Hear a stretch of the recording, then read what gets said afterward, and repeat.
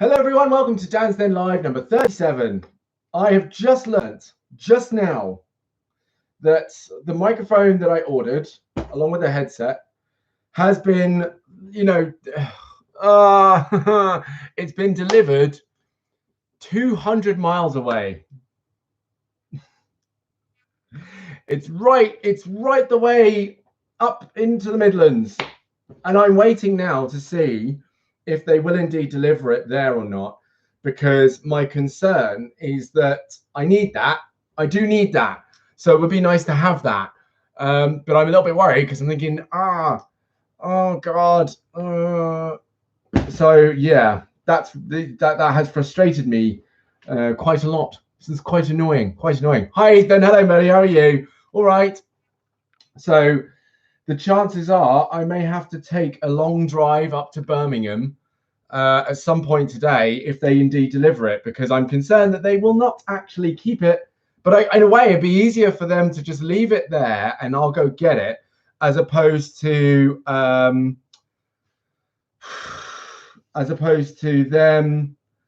taking it, because that means that I'll have to wait longer. They'll have to take it back to the depot, then redirect it down here and have it sent here. But yes, very frustrated, very annoyed, because I've just learned this like 5 minutes ago, because technically they should have delivered it today at about 12:15. So I was like, oh, cool. I can get that. I'll get that. And I was hoping, actually, because a lot of parcels arrived today, I was thinking, oh, great. They'll deliver my microphone. I have my headphones. I can set it up and I can run that for this episode. And then I got an email from them going, it's on the way. Don't worry. And immediately what happens? It turns out that all of the stuff is going to Birmingham and not Bristol. So now not only do I not have them, they're out there, they're just somewhere else. So yeah, not happy at all. But oh well. How is everyone doing today? How is everyone? How are you guys? Hello, you've come to say hello, have you? Yeah.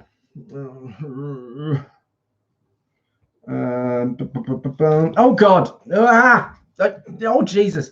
Do you know, seriously, can you, okay, go away, go on, shoo.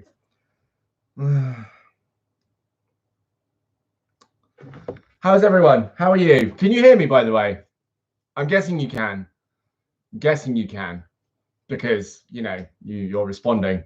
But yeah, how's things going? How's Ethan? Is Ethan feeling better? Twizy, are you feeling better? Veronica, are you feeling better? Are we all feeling better today? How is everyone? I also, my colleague also seems to have had a bit of distractions today. Yeah, hang on. It's not the voiceovers.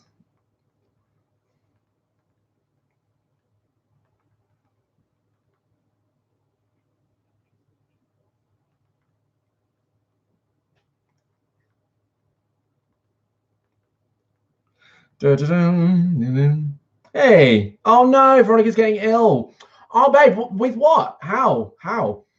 Good to hear you're good, Ethan. That's great. That's good. Outside of my frustration with the microphone, I'm well.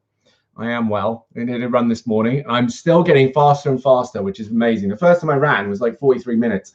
But then after that, it went down to like 41, then 38. And now I'm sub 38. I'm sub 37.5 minutes for 4.5 miles. So I'm doing really good. Thank you. I'm getting there for sure. I'm sorry, Kat. Dexter's now on the floor. He did come up for a cuddle because he's got in a habit now. He knows that when I'm here doing this, he can jump on my lap and be stroked. But unfortunately, today is not the day. Not in the mood for it, mate. Not in the mood for it. So we'll see. The dog started staring at me like a midget from a bed. Oh. Just in the changing weather, because it went from really hot to cold and windy.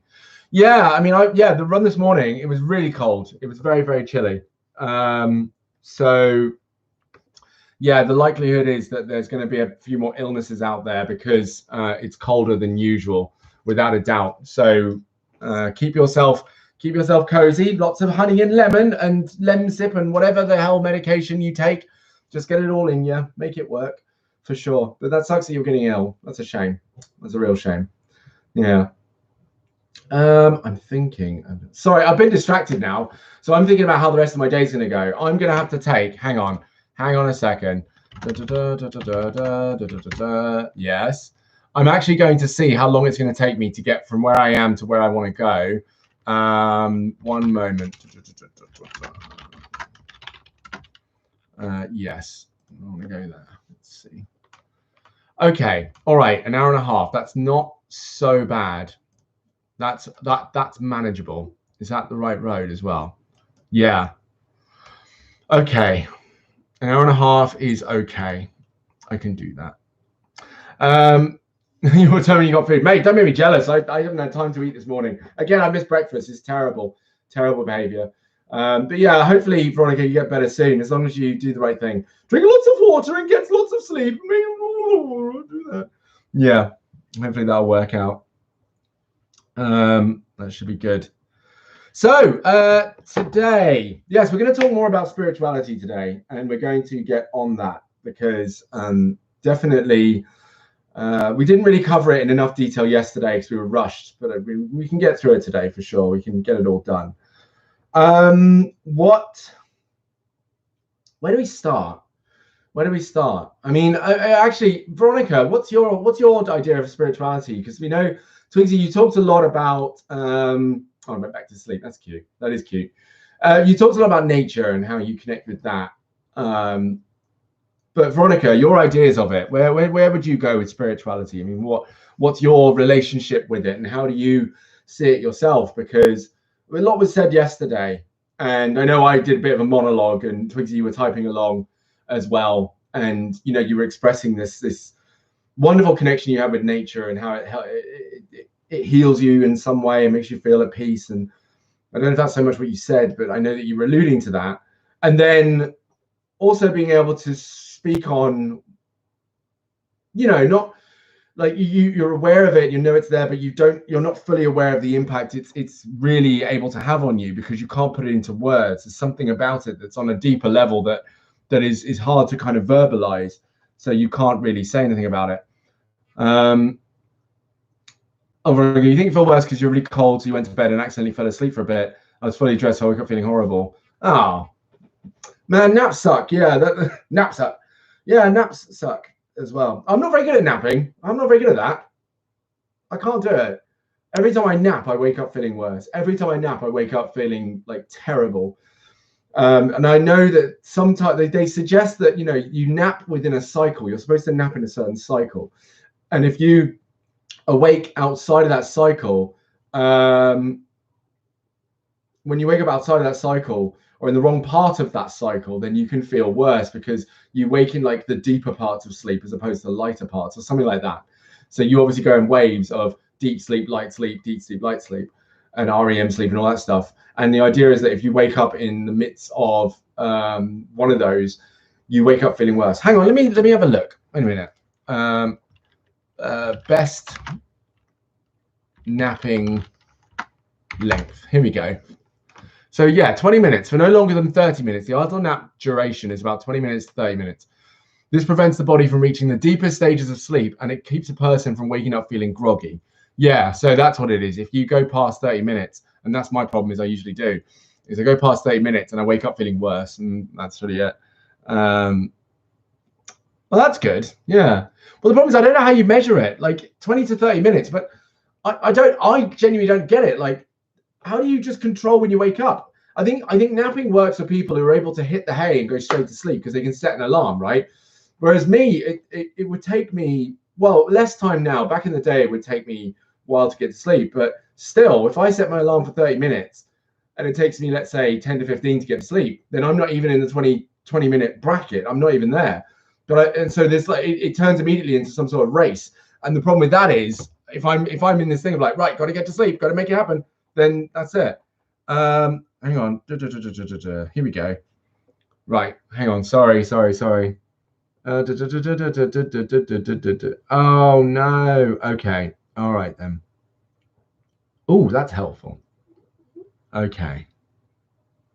I might be able to do that. All right. We'll see what happens.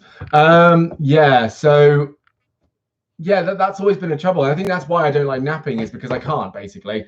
I'll go to sleep and wake up at the wrong time and I'll feel worse. I'll feel terrible. So yeah, it doesn't really help that much at all. So Veronica, you say you don't really understand it much. You know it's about feelings, but that's it. Ethan's back. Ethan, have you got food with you, or have you eaten? Because that was really quick. You really stuffed down a sandwich, didn't you? You really blah, blah, blah, blah, and then you were done. Yeah,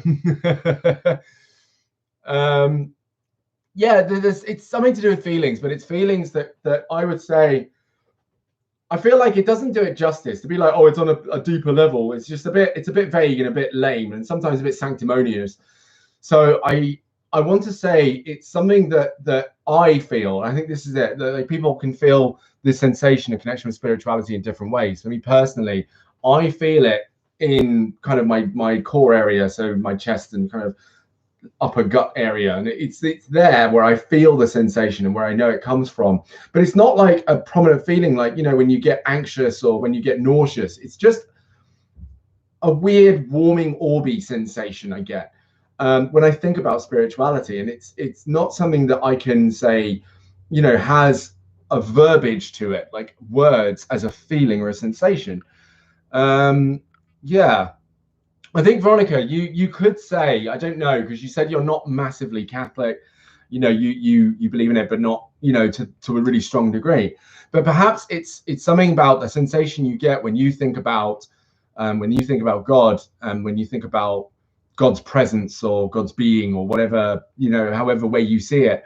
And it's not something you can really put into words, because it's just a thing that is there. I mean, you could, if you take away, I'm going to put it in this way, if you take away the elements of bacteria or virus and stuff like that, then how would you describe being ill, right? Because, or if you take away the symptoms and the descriptors of the symptoms, you know, it's that sensation that comes over you, and I guess you're only able to describe them because it's things like hot, cold, I feel sick, da da da. But with spirituality, I wouldn't say there are words that really give it justice. But you could say, I mean, you know, sometimes it's a sense of contentedness. You could say it's peace, because ultimately when you think about spirituality, you think about how comforted you are in it and how comforting it can be in this ethereal space. Yeah, it's quite mad. It's quite mad. But what I did look up a little bit more on it, and there was an interesting thing that came up that I thought I'd look at, and it's something called cardinal virtues. And I thought, oh, you know what? Let me have a look at these in more detail, because there wasn't something that I had heard about in terms of spirituality. All I did was Google spirituality. I might do some more. But all I did was Google spirituality, and then this thing about cardinal virtues came up, and it was the 4 cardinal virtues. And then there's a positive psychology thing, 4 ways to build your spiritual practice. So hang on, is that to do with, wait, is this practicing spirituality or okay. Oh, okay. No, what I'll do, here we go. There's 6 empirically proven benefits of spirituality. So that'll help. So let me start with the cardinal virtues and just go into those, because they're really hello Jack, welcome back, buddy. Hello, mate. We're talking about spirituality. That's been the topic of today. So we're discussing the connection that we have with things that are deemed kind of otherworldly. So it can be anything from God to ghosts to spirits to nature, to quantum areas and science and stuff like that. But it's effectively something that is beyond our realms of reality that we believe in, that interact with us in some way. So I think I said yesterday, it maybe was popularized by religion, but it certainly existed before religion, and was something that, you know, that was, you know, spread further. It wasn't quite as accepted until religion came along. What's up, guys? And I believe in the movie Ghostbusters. Yeah, sure. I mean, actually, well, yeah, that's it. So ghosts, of course, can be a form of spirituality, because the idea that they exist. So that means that Egon and Ray and the other guys, I can't remember the name, are your gods. They are your deities, or are they disciples? And actually, it's slime that is your god in spirituality. I suppose you don't need a god in spirituality at all, to be fair, because God isn't a thing. It's not a person or a thing. It's actually a the thing. It is the spirituality that you connect with. And I know someone, I think it was Oprah, who said spirituality is not necessarily religion. However, the way that you see spirituality is in some relation to a relationship with some god of a sort, because of the way that it is and the way that we make those connections. It's mad. It's mad. So yeah, slime is your god then. That's basically what you've just said. You slime. Not slime as in like slime, like I mean, make slime, homemade slime, but the slime. That's his. It's not his name. Slimer. Slime. What's it? I swear that's his name. Slime Ghostbusters. It is, isn't it? I'm pretty sure. No, it's not. Oh God, what's his name? Hang on. I swear it was Slime. It's not Slime. Green dude. Green Ghost. What's his name? What's the name? Slimer. Yeah, Slimer. That's the one. It's Slimer. That's different. Not quite the same. Oh, I can watch those films again, man. They were great. Slimer's cool. Slimer's cool. They all join together. The four Ghostbusters get slimed together to create the one and true God. Oh, okay. And what have you named that? No, you don't need to go into spirituality. I don't have a God I believe in. Obviously, I can't prove God's not real though. Yes, but no, but this is the suggestion is that there's not a God. There's not a God. But and obviously you can choose whether or not you call it that. That's the thing. So I don't have his name is Jimmy. Cool. I was hoping for something magnanimous, but Jimmy, that'll do. Yeah. No, you don't need a God. No, but the idea is that your relationship is somewhat of a connection between a person and a godlike thing. So, for example, Mother Nature can play the role of God with a small g, right? Not big G, but small g. Because, of course, it is overlooking us. It is omnipotent, omniscient. It's everywhere. We can't avoid it. It is literally the intrinsic part of us. So, and we are nature as well. So it's that kind of thing where, so we wouldn't call it that. That's the other thing. We wouldn't call it God. I don't speak to a God in my spirituality at all. There is nothing, but technically, some person could say that whatever it is, when I say, I'll leave it up to the universe, or whenever you say I'm connected with nature, other people might translate it as I connect with my God, and I connect with mine. But we wouldn't call it that, because maybe of the connotations that we put on the term God, which is, restricted to religion in our minds, perhaps. So it's kind of like that. Yeah, there doesn't need to be a God at all, because it can be the thing. Yeah. Jimmy Kimmel. No, you don't. Jimmy Kimmel, the great God of Ghostbusters. Sounds like a fun religion. Tell us more about it, Jack. Tell us more about it.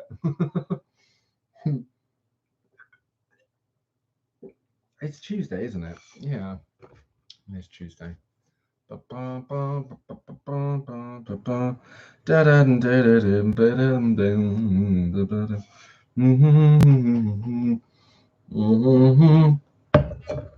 on. Oh, okay, an opportunity. So yes, again. So I mean, Jack, actually, as you're here as well, how would you? What's been your relationship with spirituality, if there has been one, and how do you see when someone says spirituality or anything? How do you see that? Like, what's your idea and what's in your head of it?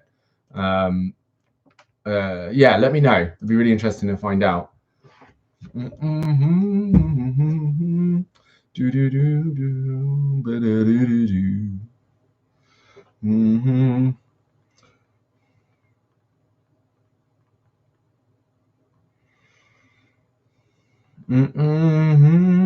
I'm still trying to figure this out. I forgot because my partner works in distribution and basically the delivery system, getting parcels places. I might be able to make this work, so we'll see. So they could arrive anytime now. We'll have to see.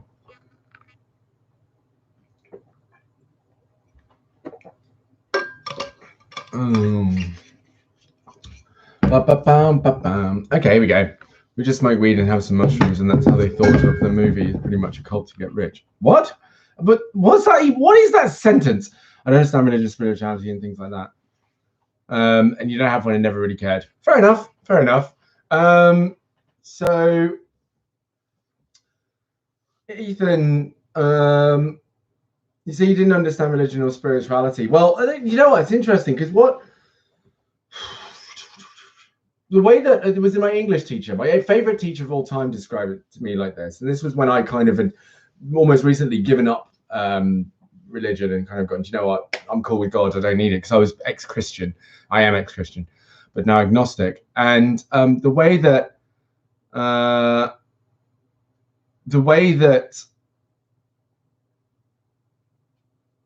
she put it was, it's okay, Twizy, it's fine. Not everyone's going to be on the same page, and everyone has their own thing that other people in the room don't do. So it's really okay. And also, hello, I'm literally talking to you about this, so you're not the only one in here at all. Hello. So yeah, like the way that my English teacher had described it was actually, it was about hope. And not that you know, if you don't have religion then you don't have hope, or you know, you're fine with hope if you don't have religion or anything like that. But it was really about hope, and it's that relationship of what religion does for people. Now, of course, you can go down two different roads. You can say that religion, or spirituality actually, because I could say this to some spirituality, is, you know, a way for people to be self-righteous, right? You could say that it's a way for people to do harm and cast judgment and because there are spiritual people like that as well as religious people, as we know. But actually, they get that visibility because they're also they're putting themselves out there, right? And they're putting themselves out there in a way that's going to automatically, oh God, no, don't be, oh God, I know it's 8 stops away. See, this is what I mean. Hang on. So I'm literally now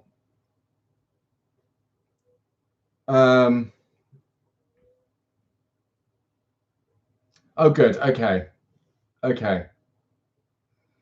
Sorry, for those of you who don't know, I ordered a new microphone and headphones. They're currently out for delivery in Birmingham because I messed up the order. So I'm now just waiting for the confirmation. And what it says here is the stop and return request has been received. Customer refused delivery, order will be returned. So yeah, I might have to see if I can get it redirected here. But that's good. I'll get on the phone with them once I'm off here. Right. Sorry. So that's taking my time away. I'm just like, oh, please don't, just please. But we'll see what happens. Yeah. So it's a matter of hope. And what it does is it puts in place this element where being a human being, and this is the way that I translated it, it has limitations, and the limitations can be the weight upon which we experience life. And sometimes life can get really, really heavy, really difficult. And so we can suggest that if there was something else out there that was greater than us, that was bigger than us, that actually was able to take some control or have some governance over our lives, that it would make us feel better. And actually it's more profound than that, because it also suggests that there's a weakness about it, which isn't necessarily true. But it basically puts in place this element of, and also it's humbling. I think that's also what it is, because it for the right, I say for the right people, as in the people who aren't self-righteous and judgmental and so on.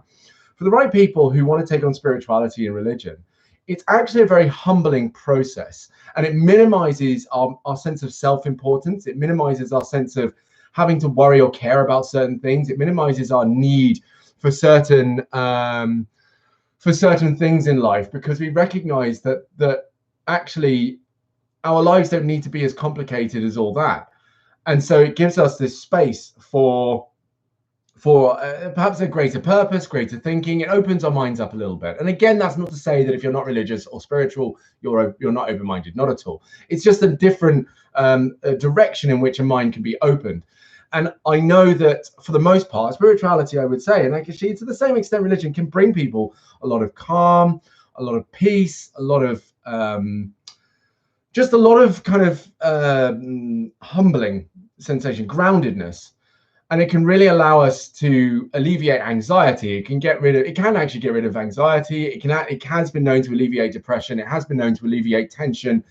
And so that's why the rise in meditation and therapy and yoga and stuff has happened, because this connection with spirituality has allowed us to start practicing this element of getting outside of ourselves and not feeling trapped in these fleshy, bony bodies where we have all these feelings that maybe we don't want to have or are too heavy for us to carry. And in some cases, that's true right through adulthood. It's not just about being a teenager or a young person. It can be as much as an adult. And so spirituality takes us out of that literally and is able to go, hey, there's a place where none of this matters. There's a place that you can be in where none of that is important. And then when it starts to seep into your life, you're able to say, hey, do you know what? That's not important. Or, hey, do you know what? That's not good for me. I don't need to do that anymore. And the more connected with spirituality or religion that you can get in a peaceful and non-judgmental way, the more you're able to allow that to happen in your own life, where things can happen. And actually you can be like, do you know what? I'm all right with the fact that that hasn't, that doesn't upset me. I'm all right with that, the fact that that's happened, because it doesn't need to upset me anymore. I'm all right with the fact that this is going on because it doesn't actually impact me. I can still be at peace and know that that's going on. And so practicing spirituality has had really loads of benefits as well. And that's one of the articles that I've got up here that I'll look at. Jack, I don't like uptight people in religion. They're so annoying. Like, how dare you not believe in my God? Da, da, da. Then why do most priests fornicate with children? So for one, this is it. So there's a lot of things that I spoke to just there, Jack, in response to what you're saying. And it's, for example, the idea that, again, religious people are very, self-righteous and very judgmental in exactly what you're saying there. But also what that does is it takes away light from the people who are religious, who actually don't feel that way, who don't care that you don't follow the same religion as them, who don't care that you don't have any beliefs at all, who don't care that you don't care about religion. Because what they found, and what again, religion and spirituality can do, is give you a sense of, it doesn't matter to me what you believe. I believe this, and all I ask is that you respect it, as I will respect your right to not believe or believe whatever you want. For example, if you want to believe in Ghostbusters and Jimmy, not Jimmy Kimmel, then fine, like, cool, great. And I think the only thing that's asked as well is that it's something that makes you happy. And I think the challenge is, and this is where it does get difficult, is if you follow anything and the whole purpose of following that thing is just to put other people down and put judgment on other people. And now we're going outside of spirituality and religion because everyone is capable of this. If all we're doing is casting judgment and saying horrible things about another person, then actually our belief system may need to be looked at, because the whole idea is that we are connected with ourselves in a better way, in a happier way, so that we can just live our lives in peace. And actually, it doesn't have to have anything to do with other people. It doesn't have to have anything to do with who doesn't believe this or whether or not the other person believes something different. I mean, to me, this is also down to me, it comes back to like people's interpretation of it. And I don't think it's religion personally. I don't think it's religion or spirituality that causes the problems. It's the way that people interpret it. To me, it always comes back to a person's interpretation of something, because the Bible can have some harmful lessons in it, but at the same time, it can have some really powerful lessons in it, positive, encouraging, wonderful lessons in it. And even the idea that people are created in the vision of God, or in the, what is it, as a reflection of God himself or itself or herself, then actually that says to me that gay people aren't to be judged, that trans people aren't to be judged, that black people aren't to be judged, brown people aren't to be judged, because they are, according to some religious people, even black people are bad, right? So that tells me that that's not the Bible, that's not religion, that is people taking what they want as a self-righteous endeavor to cast judgment onto the world. So I don't necessarily think it's religion that does that. I think it offers a tool to people to do that. But then, of course, if we start talking about taking away the tools for people to do things, then we're not going to have to start taking away a lot of things, right? And we've got to ask ourselves whether or not we're happy with that in order to move forward. I think religion actually does a lot of good. Not that it doesn't do a lot of bad, but it does a lot of good for people in terms of their sense of happiness, joy, hope, positive outlook, motivation, creation, and development. I think it does wonderful things, as well as spirituality. And then, of course, this is the thing: when you say most priests fornicate with children, this statement is not untrue. There's truth in it, but I think it's a careful knowledge of how true it is. And I think it's a matter of wanting to look at, instead of knocking down an entire institution because of what's wrong in it.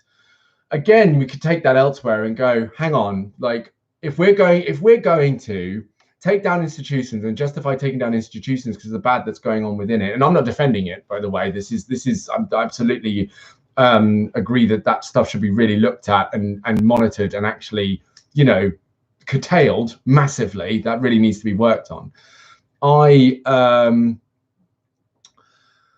I would say that that actually we would then have to start looking at all the institutions that have bad things in them and then just start taking them down. When actually what would really need to be looked at is a remapping of the systems within these institutions that actually are for the protection of people, that are for the safety and development of people, and so on and so on and so on. So yeah, so then he said, I'm not as I said, I'm uptight, meaning normal Christians. They're nice and they're fine.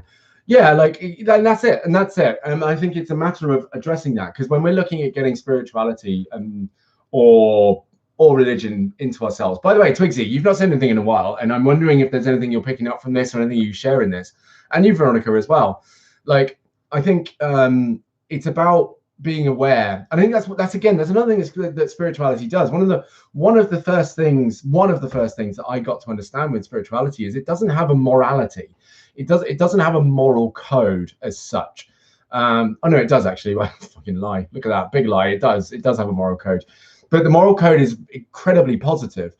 And in some parts of any religion, there's a lot of positivity in it. In fact, you could look at, I mean, even in regards to what you said there, you know, pretty much all wars happen because of religion. I used to think that too, but then you've got to ask yourself, well, hang on, all wars? Because there are religions out there that aren't connected to a war. You know, there are religions out there that maybe don't have a great scale war attached to them. And maybe, and this is where I started to think as well, was it the religion that caused the war, or was it again people's self-righteousness? Because there will be, of course, people who are followers of religion. And again, you're looking at religion as a tool to commit war. And in that same vein, you know,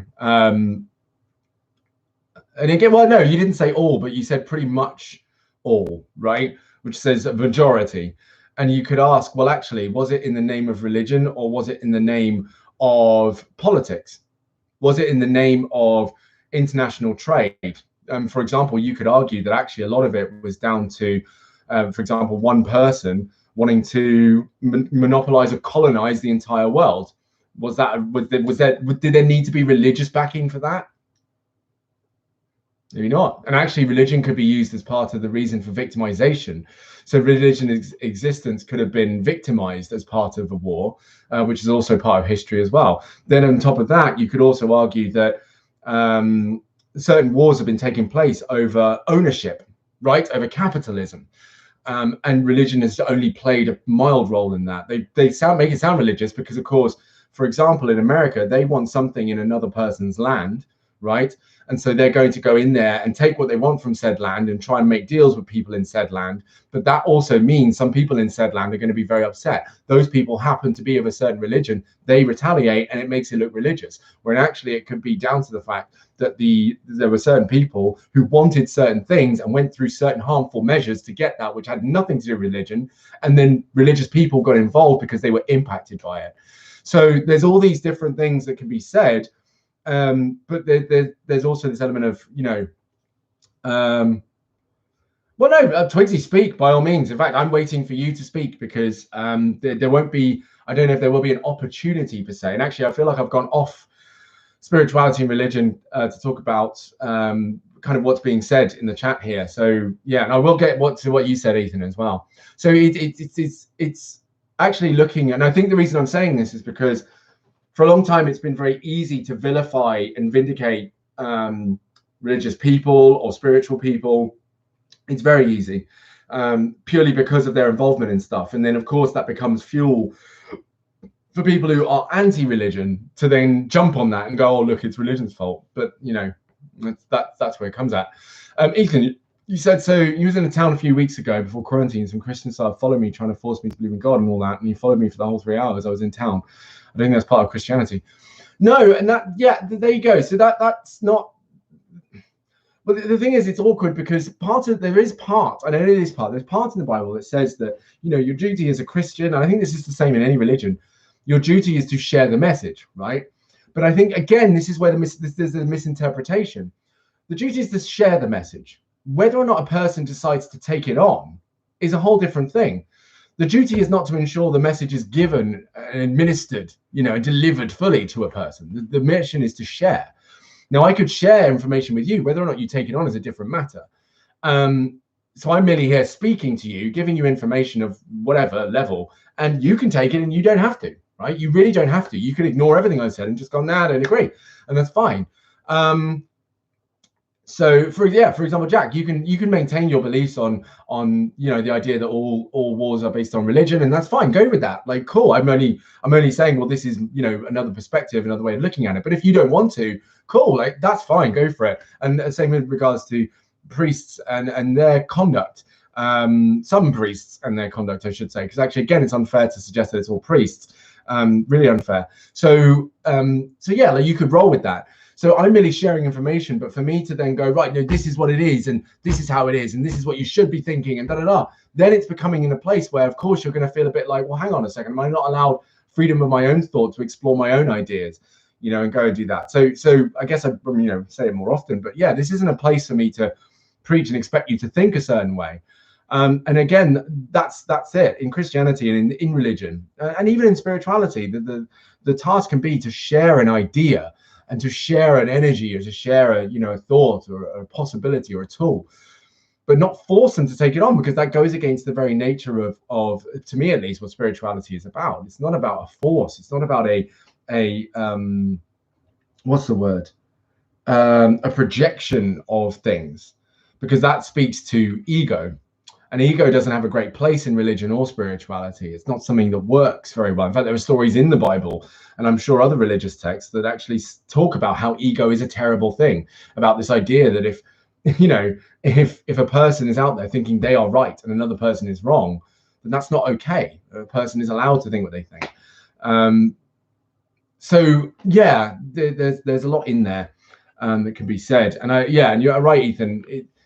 It's not, I would say that while you say it's not part of Christianity, I think it's fair to say that that's not your perspective on Christianity. That's their perspective on Christianity, but not yours. And therefore, you're able to hold that and go, this is not what I perceive Christianity to be, and therefore I'm not going to be engaging in this with you. Whereas, of course, someone else who you might know who is religious may not be like that at all. And you're like, you know what? I can chill with this Christian. I'm cool with that. Like, that's fine. We're good.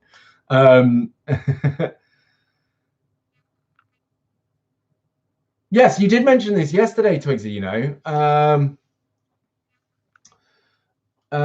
So hang on. Yeah, actually, no. And again, you're right, actually, Jack. So yeah, back in the day, there was a lot more of that. Yeah, I'm now Googling it. I'm now Googling what this is, so I want to know about it.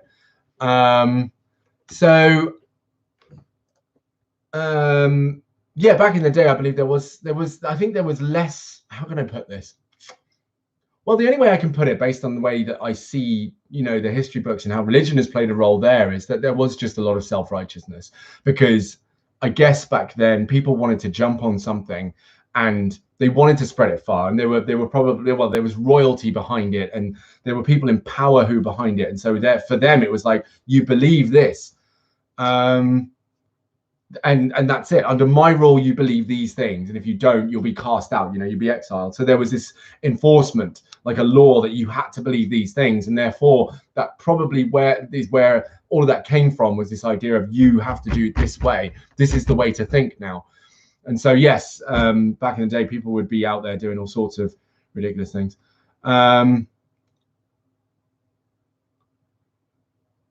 So, oh, hello, the kitty, fantastic. Hello, welcome. So you think it was much easier to spread as it supports the patriarchy? What was easier to spread? Are you talking about Christianity, religion? What part are you talking about specifically? And yeah, in fact, that's another thing. So Christianity does, of course, also support that idea of traditional marriage values and family values, which again, to me, is interesting, because there's so many ways. All these texts have so many ways of interpreting them, that's why, again, I come back to the element of, it depends on the person. The book can say a multitude of things, but every person can come down to a different part of it. Religion in general. So yeah, there can be, of course, yes, there can be elements of religion that can support patriarchy, definitely, and it definitely puts men on top. And I think that's both forced and unfortunately a subtext in the way that God is referred to as he, and it's always about man, isn't it? It's always man did this and man did that, and he, the great he, and all this stuff. So it has this undertone. And of course, the whole thing with Adam and Eve, you know, Adam followed suit, and Eve was the original sin, and she ate the apple and all this stuff. So it's got that undertone there. But I think that's where it gets into the realm where I go, right, that's a part of the Bible that I choose not to pay attention to, because if God is indeed this thing that everyone says it is, then actually A, it doesn't have a gender, B, it doesn't suit this notion of reproduction at all. Yeah, it gets very, very messy, I feel. Yeah, so I've actually just Googled it. Sorry, I've got it here. I will give my definition. And I think Twigs maybe has gone quiet because she's given me the word. She mentioned it yesterday, and I'm going to read it out now. Okay, so there is a connection with shapeshifting indeed.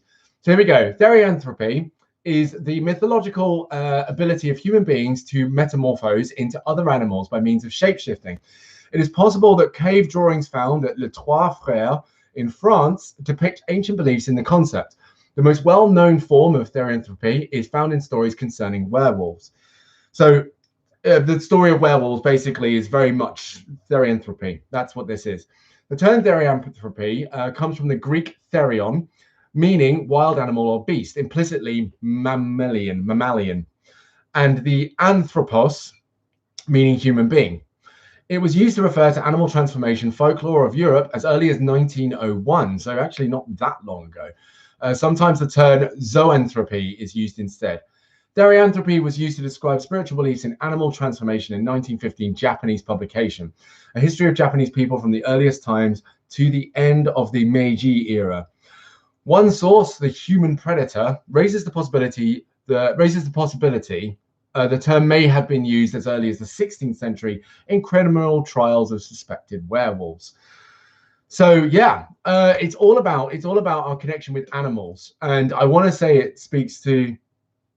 Oh, that's the philosophy. Oh, right, that's the mythological version. Right. Okay. Hang on. Wait. Oh, okay. Oh, hang on. Oh, I've got the Therian guide. Right. Therian guide. Here we go. This looks more like it. So 1 second. A therianthrope or Therian is someone who identifies as an animal, not to be confused with fiction kin or any other types of non-Therian otherkin, which are similar concepts but involve identification outside the animal kingdom. There are some therianthropes who identify as something animalistic which may not have existed on Earth. Theriomythics, mythical beasts such as dragons, are among these, and it is individual choice if they consider themselves to be therianthropes or otherkin.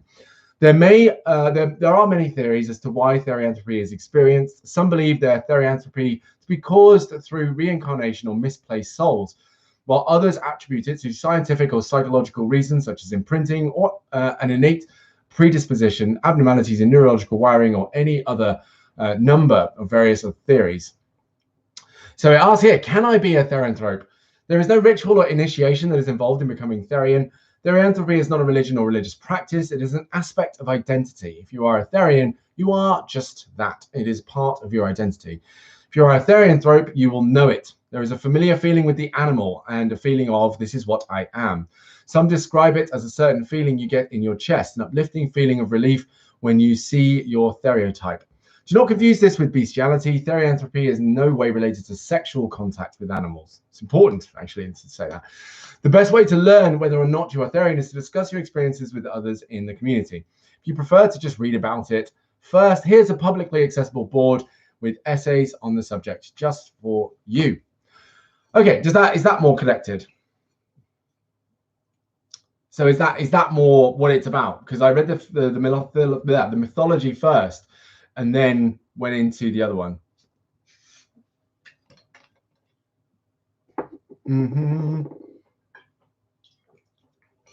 Sorry, Ethan. I know I read your comment about the too many big words, and I now can't remember what part I was talking about specifically. So, yes, I can't say. Yeah, of course. I mean, absolutely. So, Kitty, fantastic. Thank you. Yeah, I saw that as well. Definitely rooted in belonging. Like, where do I belong? Who do I belong? What do I belong to? What? And yeah, I feel that that's very much the case. Is that we are able to make that connection with all sorts of things, and really feel that that's where we're at with it. So hang on. So yes, Twizy, please explain in simpler terms. Thank you. Go for it. Go for it.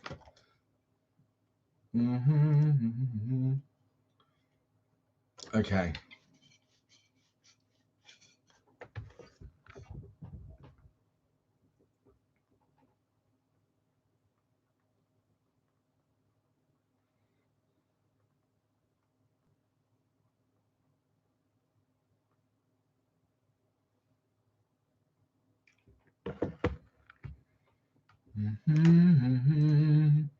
We shall wait. We shall wait for the definition. But no, I totally understand that sort of thing, and I think it's similar to. Well, I mean, I don't want to be derivative, Twizy, to your definition that you'll give us, but I totally get it in regards to when we feel safe, and I think that can be what it feels down to. It's wherever we feel safe and however we feel safe. That can almost be a sense of a spiritual thing, because we may not be able to understand fully why we feel safe in a place, or what it is in that area or environment that makes us feel safe. But it is that I feel at home, I feel comfortable, I feel again at peace, which again I mentioned is a huge thing with spirituality, is that sensation of contentedness and being at peace. And yeah, just like you said, Kitty Fantastic, thank you. I feel like I belong here. And it's something that I don't want to say can really truly be spoken to, but as if we're aware of it when it happens, then we know that's what it is. So thank you. Right, therianthropy is feeling a deep, unexplained connection with an animal or creature from Earth. Not to be confused with just liking the animal. There are two different types of Therians. Okay.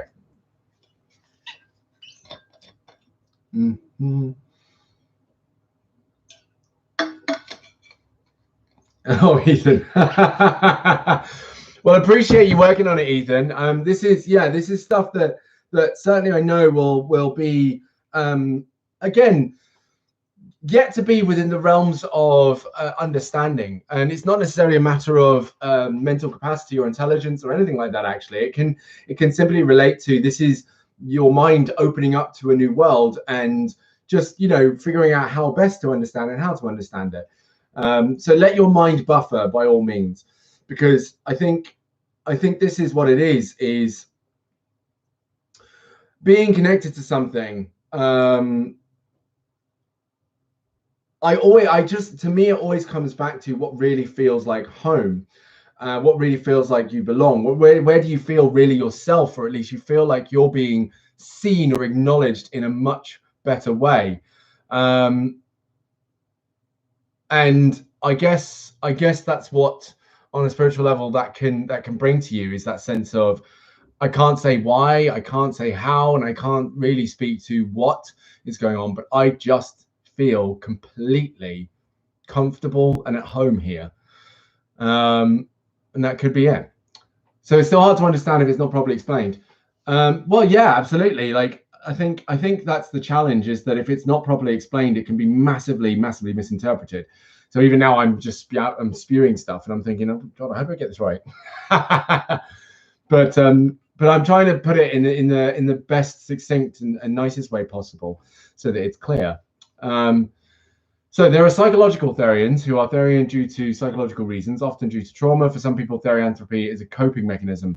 Obviously, there could be more to psychological Therians than I can explain, but that's a basic summary of psychological Therians. And there are spiritual Therians, which is what I am. Spiritual Therians have a deep spiritual connection. Yeah, I mean, I guess also it'll transcend psychology as well. And I think that's the other thing, is that a spiritual connection with religion or spirituality itself, I don't know. I feel like in terms of trauma, they probably cross over a little bit.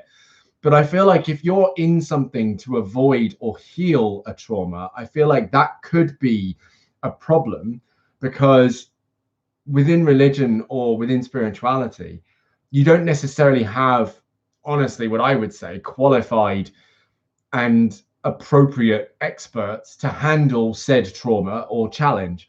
And so you're led down a certain path that may not necessarily help. And I think that's where you end up with rather self-righteous, like you say, Jack, uptight, and unfortunately very avoidable people in these spaces, because they've got into it feeling that it will help them, it'll heal them and make them feel better.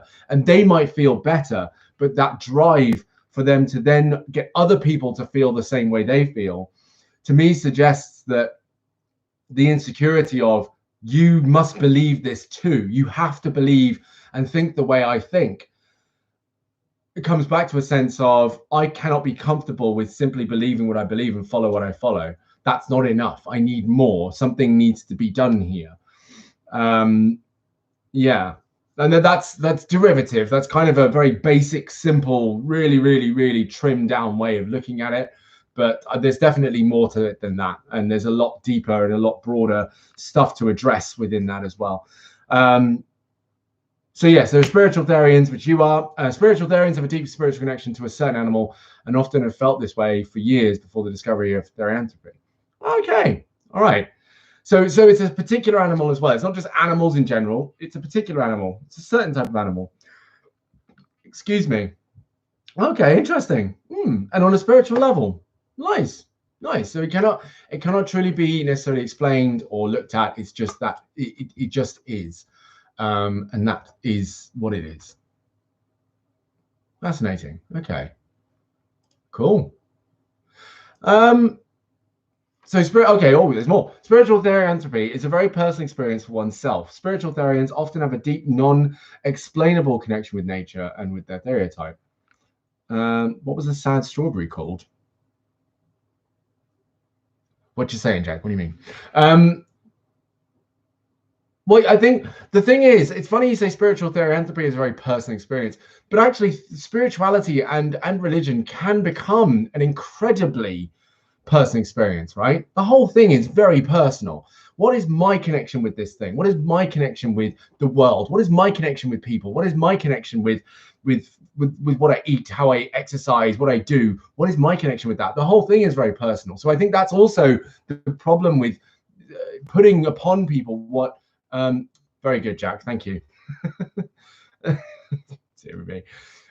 With then enforcing that or projecting that onto other people is that, just like your experience, Ethan, that person's religion that they were trying to share with you was their version of religion. And of course, to them, that's the true religion. That's the religion. That's Christianity in a box package ready to be delivered. Whereas actually you're saying your version and your vision of what religion is, or at least Christianity, is not that.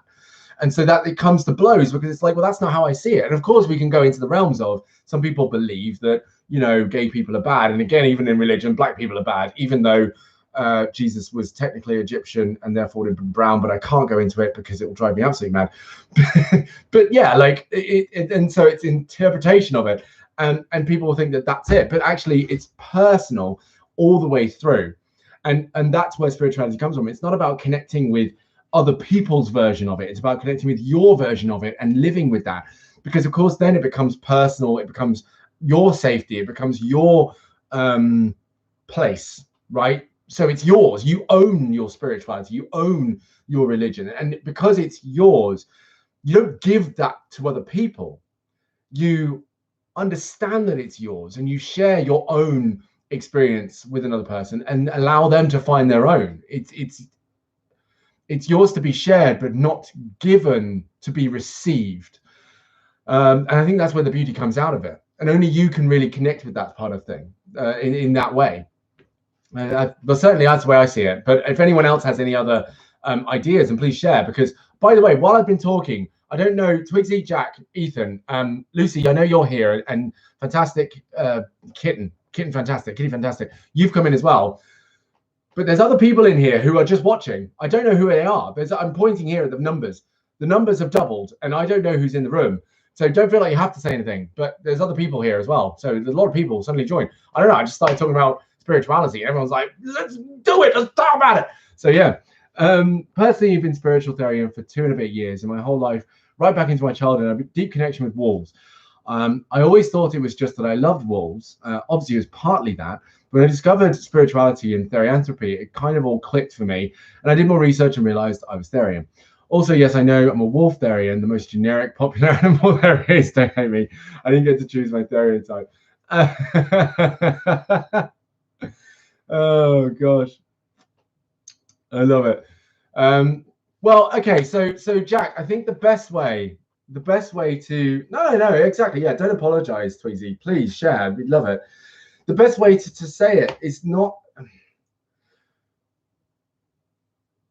We can bring it back. We could bring it back, right? So Ethan and Jack, only because you've said explicitly that you're like buffering, you're mind buffering, right? You're trying to understand it. You're trying to understand someone's personal. No, you're not. No. Don't worry, Twizy. I got this. It's fine. We got this. We got this. Teamwork. No. We do this. What you're trying to understand is exactly, and as you mentioned, Jack, someone's very personal experience with spirituality. And only that person, just like I just said, only that person can truly understand it. But as we said from the beginning, as I said yesterday, as I said at the beginning of this, is that spirituality is very difficult for a person to really put into words. And the only way that you can actually understand it is to be able to relate to it directly from your own experience with spirituality. As in, once you've experienced that level or that type of thing with spirituality, you go, oh, I get it. And that's not even to say that you completely understand, because as Twizy's expressed, she's a Therian. So her connection with spirituality is about connection with animals. Now, I cannot relate to that. I don't understand that. As in, I'm not a Therian, right? So I don't have that spiritual connection with animals. So I can't necessarily, and I don't need to, and that's the important thing. I don't need to understand that, but I can understand how a person in spiritual terms can have that connection, because I understand the sensation behind it, that connection with a thing. And so that's all you need to get to. But you, Jack and Ethan, can explore it in your own, if you want, of course, if you want, can explore it in your own, because you might already have one, right?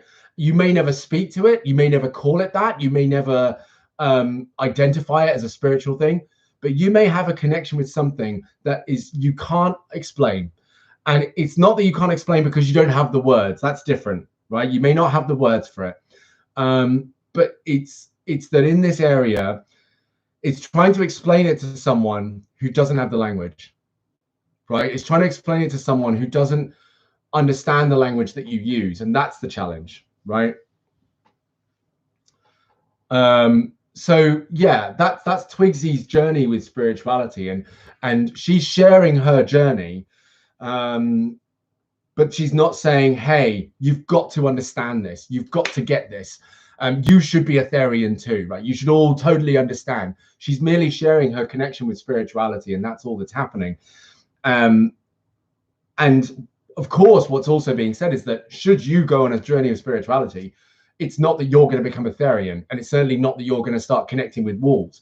As Twizy very gladly explained, she had this expectation, she had this sensation for a long time, but she wasn't able to put it into words. So this has been something that's going on for a long time. It's not something, and I say the same, my connection with spirituality, like I said yesterday, I used to deny spirituality. I used to say spirituality was nonsense and blah, blah, blah. It was all nonsense and up in the air and BS.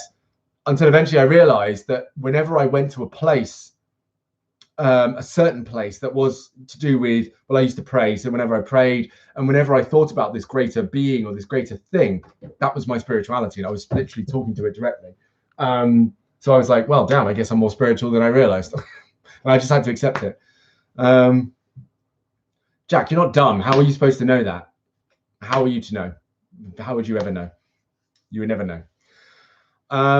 So there are cardinal virtues behind spirituality. Now these were based on recognized by Plato, right? So Plato, just very quickly, an Athenian philosopher during the classical period in ancient Greece, founder of the Platonist school of thought and the academy, the first institution of higher learning in the Western world. So Plato gave us education, the kind of education we have now in a way. fun. So this was stuff from Plato and in the Bible as well, classical antiquity and in traditional Christian theology. There were 4 cardinal virtues. So this isn't really the 10 commandments, the 4 cardinal virtues, right? So there was prudence, which is the ability to discern the appropriate course of action to be taken in a given situation at the appropriate time. There was courage. So of course, also termed fortitude, forbearance, strength, endurance, and the ability to control fear, uncertainty, and intimidation. There was temperance, also known as restraint, the practice of self-control, abstention, discretion, and moderation, tempering the appetition. Appetition, I'm guessing, means appetite, certain desires, and things like that. Temperance is a big one, actually. I think that's a really powerful virtue to have, is the ability to control how we respond, to hold ourselves in so that we know how to respond better moving forward. And then justice, also considered as fairness, the most extensive and most important virtue. So I'm wrong about temperance. I think temperance is more important, but whatever. The Greek word also having the meaning righteousness. So interestingly, justice, the Greek word also having the meaning righteousness. So justice and righteousness were actually the same word in Greek, which, funny enough, comes back to my comments around people in religion and spirituality being self-righteous. Interesting. So those are the 4 cardinal virtues around it: prudence, courage, temperance, and justice. And of course, if you're able to bring those things to yourself, I think you're then starting to practice a sense of spirituality. Because and I think spirituality also, that's why I say temperance is the most important, because I find that's the one that is addressed most often in spirituality, is that restraint, practice of self-control, the discretion, the moderation of tempering the appetition, that moderation of self and the self-control really plays a huge part in spirituality. So I'm just going to quickly come back to the comments, and then there's these 6 empirically proven benefits of spirituality, which I thought I would talk about, because that's one thing that we haven't said is, you know, strictly what are the benefits. So hang on. You've never been to a TED talk? Wait a minute, what have I missed? Hang on. I might be able to explain in a slightly easier way to make sense. So basically, I believe that I have a previous life as a brown wolf, and when I died, I was reincarnated as human. And now my wolf stereotype is part of me and my personality mixed with who I am as a human being. I'm pretty sure we met at the TED talk, so we have that. No, that's not Twizy. You're thinking of someone else. That wasn't Twizy. But fair play. So Dan, that's your experience. Sorry. So Lucy, what are you talking about? What experience are you referring to exactly? You're right. Okay, yeah. So it's a different person. You're having a great time here, Jack, aren't you? Well, I thought you were this guy, but you're not that guy, and that's amazing. Wow, fantastic. Woo! So reincarnation. Fair enough, Twizy. So while you continue having a chat, I'm going to go into the I will go into the benefits. The benefits, right? So 6 empirically proven benefits of spirituality. How long is this? Because then after this, what I'm going to do after this, we'll go into the quiz. All right. And we'll go into final comments. I'll read this, read the final comments. We'll go into the quiz, because the quiz I decided is about spirituality. So we'll finish off there, and maybe that will clarify some stuff. Well, my feelings on spirituality. Yeah, for sure. Yeah, that's definitely where I'm at with it. Have I finished all my water? No, thank God. Whew, so much talking, so much. It's a good episode, isn't it, guys? This is a good time. Right then. I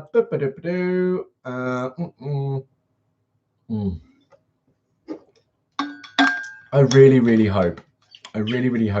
Sorry, very quickly, because I've been watching my phone still. I'm going to go back to this one last time. When I cancelled my order for the microphone, Lucy, basically yesterday, my microphone broke, right? So that's why I've got the headphones on, and I'm glad it still works, because otherwise DansDenYT would not exist anymore. Because also my earphones broke, my other ones, which I go running in and I do podcasting in.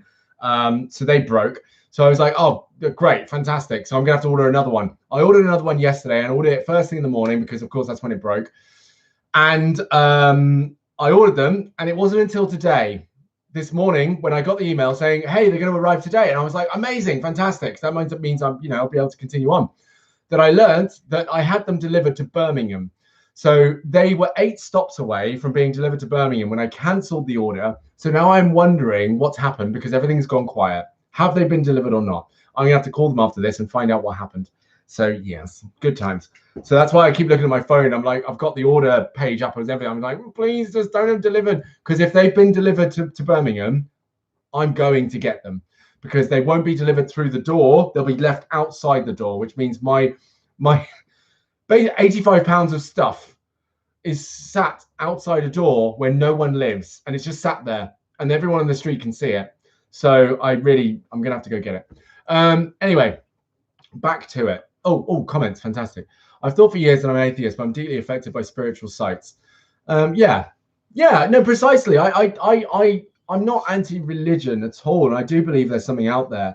So I can't necessarily say, I can't say that I'm atheist but be spiritual, because if I believe that there's something out there in terms of spirituality, spirits, ghosts, whatever, and of course this connection of reincarnation, this connection with people or animals or anything, I can't completely disregard religion, because it is the same, exactly the same construct. So okay, so yeah. Oh, I'm like the least spiritual person ever. I'm coming last. Take this home for us. Kitty Fantastic. I'm affected by nature in ways religion has never been felt. Never really named it or thought too deeply on it. Oh well, Kitty Fantastic. There could be something that you could explore in that, if you so choose, right? There could be something in there that once I go through the benefits, right? Once I go through the 6 empirically proven benefits, which I'm just gonna say 6 benefits, because empirically proven suggests an element of this means it's absolutely true, and this means that it really works, so you better follow it. No, I'm still going to leave this open in the air. These are benefits that people have seen. Maybe people have done tests on and stuff. But again, oh, bye, Lucy. Thanks for coming.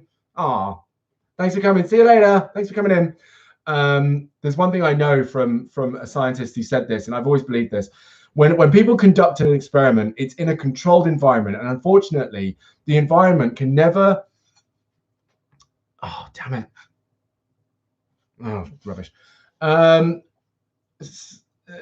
Tests and research and stuff can never fully emulate what takes place in real life. So the results can always be kind of a little bit, okay, that's true, but it's not 100%. It can never be 100% because it never reflects reality. Yes, bye, Lacey. Have a great day. Hopefully see you tomorrow. We'll see. Okay, so...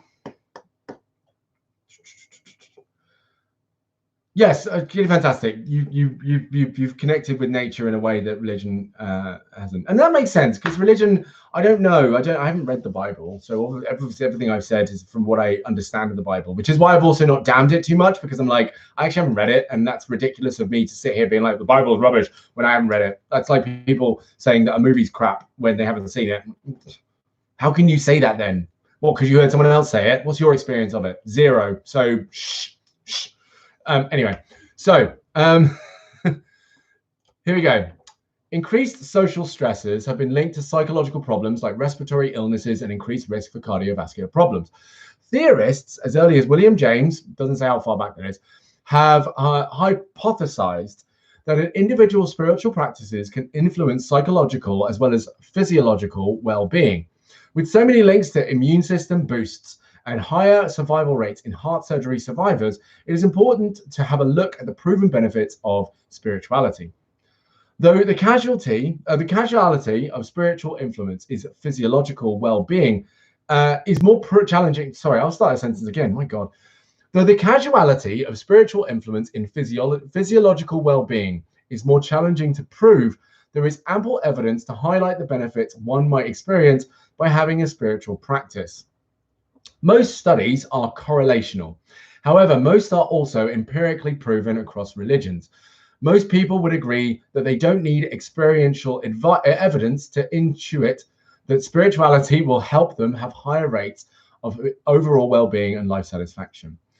A meta-analysis of over 40 independent samples reported that religious involvement is significantly and positively associated with longevity. Oh my God, I'm reading this so badly. Hang on, I'm going to start that again. I'm so sorry, everyone. A meta-analysis of over 40 independent samples reported that religious involvement is significantly and positively associated with longevity. People live longer, have more satisfying, meaningful lives, and have lower rates of depressive states. Though more studies need to be done to explore the mechanisms by which spirituality improves well-being, the studies that already exist indicate they're at very least related. A study on mindfulness-based stress reduction showed improvement in overall life satisfaction and improvement in overall physical and mental health. Through participating in a meditation program, increases in spirituality lowered instances of depression. By becoming more mindful, or a correlation with Gestalt psychology was noted as a basis for reducing depressive thoughts in real time. Several studies have shown an increase in job satisfaction with an increase in spirituality in the workplace. How people explain their work matters in building a sense of honesty and connection to their jobs. By building interconnective experience into the workplace, people will be more productive and have greater satisfaction in their work. So hang on, I'm going to move this over so I can see what you guys are saying, because as the comments come through, I might miss it. I didn't understand a word. Big words. There are. So if we're going back to therianthropy again, I just thought of mentioning there's a lot of stuff I could talk about on it if anyone wants me to, unless it's too confusing. That's fine. Don't worry about it. This sounds like a bunch of fake words put together. So hang on. Let me go down to the actual benefits. But then if there's stuff that I say that isn't understood, or a word that you hear that you don't understand, I'll explain it. No problem. Oh, hang on. Oh, no. Damn. Okay. The spiritual response. Right. Okay. So spirituality and stress reduction. Dr. Emma Sapala, the science director of Stanford University Center for Compassion and Altruism, and the author of the Happiness Track, explains the mechanisms that can lead to these outcomes. So here we go. According to Dr. Sapala's research, spiritual people engage in practices known to reduce levels of stress. For example, spiritual people are more likely to volunteer or donate to the poor. According to research, regular community service can serve as a buffer against the effects of stress, thus leading to longer lives. They meditate to cope with stress. 42% of spiritual people meditate when stressed, rather than overeat or indulge in unhealthy coping behaviors. Meditation has all kinds of benefits, from improving health, happiness, and focus to decreased pain and depression. Live with a built-in community. After food and shelter, social connection is the top predictor of health, authentic happiness, and longevity. So authentic happiness is when you're actually genuinely really happy, not, oh, I guess I'm in a good mood because I had a drink and all that stuff. No, real, genuine contentedness and happiness. Can you say how much you hate yourself using the word lit? You can certainly say that you want to stop using the word lit, but I don't use hate. It's such a strong word, Jack. You can't help yourself. You are yourself. No, you're a wonderful human being, Jack. There you go. Look at the support you're getting for it. You do what you want with the word, mate. It doesn't matter. Ain't nobody judging you here, apparently. So you're fine. You're fine. Use it if you want. Religious people are more likely to spend time with family and feel a strong sense of belonging to a community of like-minded people. Turn to prayer. That light bulb is lit, fam. There you go, see? Research suggests prayer helps people find comfort by assisting them to deal with difficult emotions, encourages forgiveness, and leads to healthier relationships. So these are all some of the things that you can that are beneficial. And basically what it said here is, in short, to summarize, because it says 6 empirical, but doesn't actually list them, which is frustrating. Oh, no, they're there. Oh, no, they're books. Hello, where are they? Oh, I don't know. Basically what it's saying, Ethan and Jack, and anyone else who may be, a little lost by the words and the language, because actually, yes, some of it is a bit, all right, mate, chill out, is that being spiritual, I think I basically said this earlier on, but being spiritual means that you find less depressive states. You're basically less depressed. You find your ability to control your thoughts better, because you're always going to have intrusive thoughts. You live a happier, longer life. And I know that, and this is the thing, when you're not in a great place, a longer life doesn't sound great. It doesn't sound like something you want. But when you get happier, you want life to go on longer. So there is that. So you live a longer, happier life.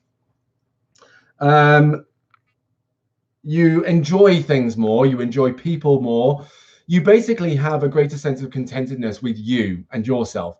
Not only that, I would say that actually spirituality allows you to understand better what you want in life, and therefore gives you a platform to go and get it. So it's not just about being comfortable with what you have, which it does help you do. And it really does bring you a sense of, again, humbleness and a sense of contentedness with where you are. But it allows you room to go, I can also ask for these things and know that it's something that's actually going to do me good. So yeah. Well, there you go. There you go, Jack. I mean, spirituality could be one of the ways. Again, I don't want to speak on this like it's the fix, like it's the only thing.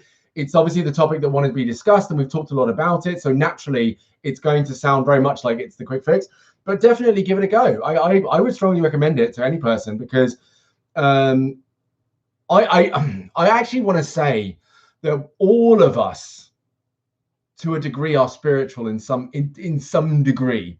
And whether it's a connection with religion or whether it's a connection with something outside religion, I do want to say that we all have the capacity for spirituality, and so we'll be living in it to some degree, some more than others, obviously. So I always say it's always there. It's there, ready to go. It's just a case of whether or not we want to pick it up and how we move with it. So actually, funny enough, it's also got 6 ways to start being more spiritual. So I'll read these out for you, Jack, and then you can, decide whether or not you want to go with it. So start small and make new habits easy. There's no need to fully adopt a set of beliefs overnight. Becoming more spiritual could be as simple as staying silent for 5 to 10 minutes a day in a quiet, soothing environment. So literally what it can be is, actually, well, there you go. See, Jack, this is the thing, right? Funny enough, Jack, that it's so weird. I've just said starting a small and make new habits easy. And it says being spiritual can be as simple as starting silent for 5 to 10 minutes a day. And you've literally just said, as a kid, did you ever stare into a certain spot hoping to trigger a ghost into thinking you can see it? Well, interestingly, it's not. Well, I wouldn't say that I would stare at something to hope to trick a ghost into thinking I can see it. Certainly not. But what I would do is this is, and then again, this is it. I never thought this is meditation, but I would do it. I would stare at something for so long that it almost turned into like a tunnel vision, and almost like the thing that I was looking at. So, for example, if I look at the O in soothing on my screen, everything around it, including the letters next to it, go blurry, and everything turns into like a funnel. And the longer I look at it, the more funneled my vision becomes. And I used to love doing that growing up, because I thought it was just this cool thing I could do in my mind. But actually, that was technically a form of meditation, just sitting quietly, staring at something. And you can do it with anything. You can look at something and just take interest in it. And the whole practice is, if you find yourself wandering away, or you find yourself going somewhere that isn't the focus, go back to the focus and just stay on it. And what you find is you'll come out of that, and almost all the feelings you had beforehand will either be less or they'll be gone. And that is it. So literally, yeah, 5 to 10 minutes is it. But again, you say it's effort. 5 to 10 minutes is surprising. But again, it says start easy. You can do 2 minutes, dude. And actually, it's funny. I read this. I heard it. Who said it? Someone said it. In fact, it was in one of the books that I read this week. If you don't want to start something, tell yourself you're going to do it. Tell yourself you're just going to spend 20 seconds on it. Start it. Just do 20 seconds. And it's amazing how in 20 seconds, suddenly you're like, no, I want to stay here though. And that's some things. Some things you'll start in 20 seconds, you'll start doing it, you're like, let me just do this. And either you'll be in the middle of something, so you kind of want to get it finished, and you might continue. But you don't have to do 5, 10 minutes. You could say like 1 minute, Jack. 2 minutes. Start small, because yeah, that's it. The idea is it's not wanting to be effort. Life is effort. Oh, dearie me. It gets easier as long as you do the work. It does get easier as long as you do the work, and I'll say that till my death. As long as you do the work, it gets easier. Number 2, commit. Love yourself enough to attempt to find moments of transcendent emotions daily. So, Jack, for example, transcendent moments can be for you, perhaps, that you love ghosts, right? So a transcendent moment for you could be, and this is not what you could do, This is, if you want to go big, do it, man. Excellent, excellent, mate. Your transcendent moment could actually be, I'm going to be a ghost one day. Like, let me explore what kind of things I could, let me see what good I can do as a ghost. Obviously, you're going to want to be mischievous and stuff, but you know, that could be your transcendent moment of what's going to happen, you know, in the afterlife for me. I could end up being a ghost, and how cool would that be? And let that be the thought, right? And let your emotions flow with it. Tell yourself how you feel. Tell yourself how excited you be, or how happy, or whatever, and listen to yourself. And that can be 5 minutes of silence, just sitting there thinking, man, when I become a ghost, that's gonna be lit. You know? And then it says, through increasing hope, kindness, self-compassion, and gratitude and awe, anyone can start being more spiritual right away. And that I actually do believe in. I do believe that. All it takes is one decision to change perspective, right? Yeah, definitely. And actually, for mine, actually, I toy with the idea of the afterlife and ghosts and stuff, but actually, I know deep down, for me, regardless of, well, this is it. It's funny. I'm actually about to speak to this, Jack. So people are scared of death. Well, the thing is that with death, you've got to. Well, no, you've got to. The part that I think brings people anxiety is that death is one of the things that cannot be considered. You cannot think about death. You cannot think about the experience of death, because in death there is no thought, there is no experience, there is nothing, and even the nothing is not there. There is no nothing for you to consider. You know, most of the time, what happens in my mind when I think about death is just, you know, blackness, dark. But then the part where I get lost is, but I'm not there to experience the dark. There is nothing, right? And it can be quite scary, because it is the very purest element of non-existence, which partly gives me reason to believe that religion exists and spirituality exists, because it takes some of that anxiety away, to say that it's not that you're going to be able to see it and experience it as a human, because our body gives us the ability to experience things in the way that we do, but it carries on from there in a different way, in a different format. And it's just calming. People are scared of death because technically everything we know, everything we love, everything that we believe is gone, because we can't take our memories with us, because our brain is not there. We're in a different form. We're in a different place. It's not, we think of the afterlife as like being human outside of life, but that's not it, right? So yeah, that's where the fear comes in. And that's, of course, and this is the other thing, Jack, is where you can work on that transcendence of emotions as well, because if it's possible for you to do so, genuinely, to be able to picture that through another person's understanding, you know, being able to see that element of how it can be daunting if you recognize that while death is a very pragmatic thing, yes, indeed we die. And I think people maybe get that in regards to, that's where the fear is, because it's inevitability, right? Of course it's going to happen, and it's there, it is a circle of life, and it's what happens. But at the same time, that still can be terrifying, because it's a case of, and this is my transcendent emotion, is if that is to be true, whether there's an afterlife or not, I am not to experience life in the way that I am now. I am not to see things in the way that I see them now, hear things, know things, think things in the way that I do now. And what it does is it brings a sense of special, it brings a sense of uniqueness to my experience of myself in this life. So I get very emotional into that, because it connects me to this plane of my existence so tightly, because I recognize that this experience is finite. This is not forever. This is not it. Even if what is it? Oh God, I've forgotten what it's called. Reincarnation is a thing that I were to believe in, a thing that was, even if it was a thing that was genuinely real, me reincarnating as anything else does not mean that I am going to, again, see the world, hear the world, think of the world in the same way anymore. The spiritual element is not that we genuinely have the same thoughts, right? We genuinely have the same belief system. We genuinely have the same, all those things. It's just a connection on a spiritual level. It's not that I'm going to be Dan as a cat. Dan is gone, right?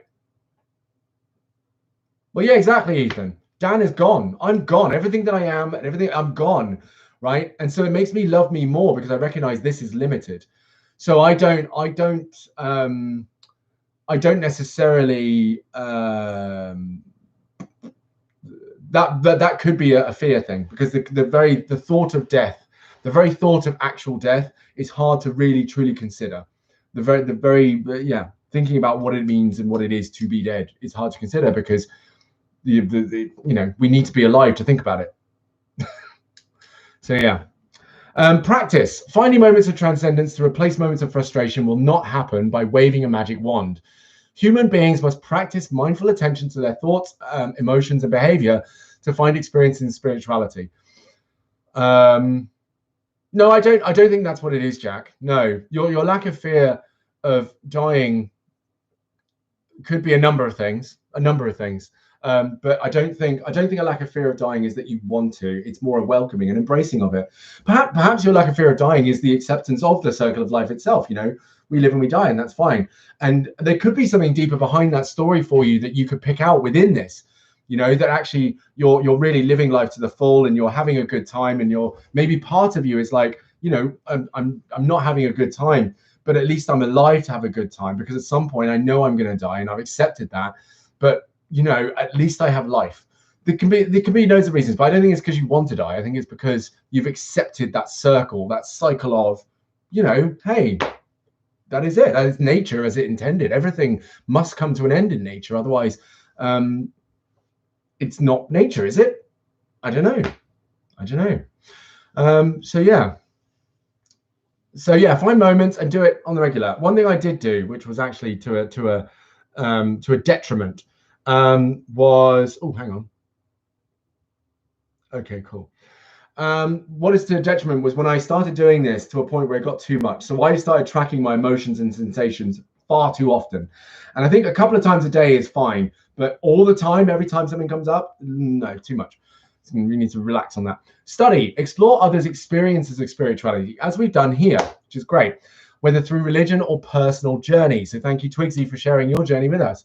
Find something that you find relatable. Ask questions and get curious about people who've cultivated this beautiful way of being in the world. See, Jack, you're already doing this. It's funny, you've technically done all of these things already. So in a way, you're already on a spiritual journey. And this is what I mean. You're already on this journey. It's a case of whether or not you decide to actively take it on, that you become a spiritual person more and more. But you've been asking Twizy, like, say more about it, share about it, tell me about it, and you've been really inquisitive about it, which is great. It's really nice to see, dude. And thank you, Twizy, of course, for sharing. And Ethan, the same. You've been sitting here listening. You haven't left. You're just going along with it, listening to it, letting it go in, even if it doesn't sit. You're like, I don't know what the hell is going on. You're still sat there taking this on, thinking about it, exploring it. It's cool, man. It's great. It's great stuff. So no, none of that. I just thought about how we all die at a young age and got fascinated by the idea of death. Yeah, I mean that's perfectly fine as well. I mean, it's okay to be curious about death. I think that's acceptable and actually quite healthy. I think it's good to be curious about death, to understand it, because it's I think it'll be forever human beings' greatest mystery, right? Forever? Well, actually, I don't know forever. I'm sure some point someone will have the technology to be able to show us what death feels like or looks like. But yeah. Oh, you believe that when you die, there are several things that could happen, not just one. Oh, go on. Brain fart. Tell us. Poop it out, Twizy. And I'll read the last couple, and then we'll get onto the quiz, because we've got half an hour left before we reach our peak.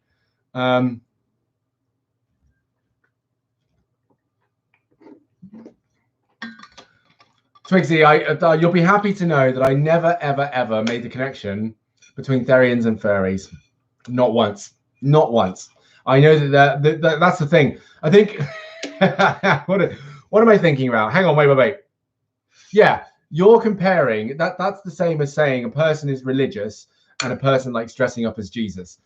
That's what you're saying, right? So you're saying they're not the same. Yes, they're not the same. Person dressing up as Jesus doesn't make them a religious person, but they could be. To be fair, a furry could be Therian, but a Therian doesn't necessarily mean they're furry. So yeah. So I get that completely. No, I don't believe that for 1 second. I knew a furry back in the day, and it wasn't because he was a furry, but he was, yeah, wasn't my favorite person in the world. But it wasn't because he was a furry at all. Nothing to do with that. It was actually, funnily enough, he was more fun inside the costume. Let's put it that way. But yeah, no, I don't see them as being, well. I would challenge that a little bit, Twizy. Obviously, I can't tell you how you feel about it, but the thing is, I would say it's hard. It's hard to say you don't see the correlation, or you don't correlate them when actually, if your connection with, and certainly a specific animal and your connection with animals generally is on that level, then actually, to be honest, it makes perfect sense, and there's nothing wrong with that. In fact, that you would, of course, go into that realm of things. It makes perfect sense, to be honest with you. Why? I mean, why not? In fact, if I think about it, and actually, I'll take the Jesus analogy away because I don't know why I work here. I don't think you dress up as Jesus because you're religious, but I just think, what better way to really empower and embody that spiritual connection you have with animals than literally dressing up as them? I don't see why not. Why not? So I would say the correlation is actually very easy. But I understand that, yeah, just because a person does it, that doesn't necessarily mean that they also have a spiritual connection with animals. But it makes sense if they would. It really makes a lot of sense if they did. It really does. But again, like, cool, whatever. Jack. Well, actually, Jack, I'll take that back to the original thing that was made. Thank you for cleaning up the language as well. Because it's not a sexual thing. It's not a sexual thing. I think the perversion of it that people put onto things. This is a really weird thing that I find. It's a very strange thing that things become sexualized so quickly. But yeah, no, it doesn't need to be. It's not a sexual thing. It really isn't a sexual thing. Spirituality can certainly be placed in sexual context, but sex doesn't necessarily have to be a part of spirituality at all. And in fact, in some cases, it has no place in spirituality, this being one of them, because it says quite clearly in the article I read earlier, it's nothing to do with bestiality. It has absolutely no correlation with sexual relationships with animals. No. So yeah, it's not like that at all. It's more, I want to say, if you're looking at it in that way, it's more of a platonic, sibling-like relationship, familial relationship with an animal, not necessarily a romantic one. Yeah.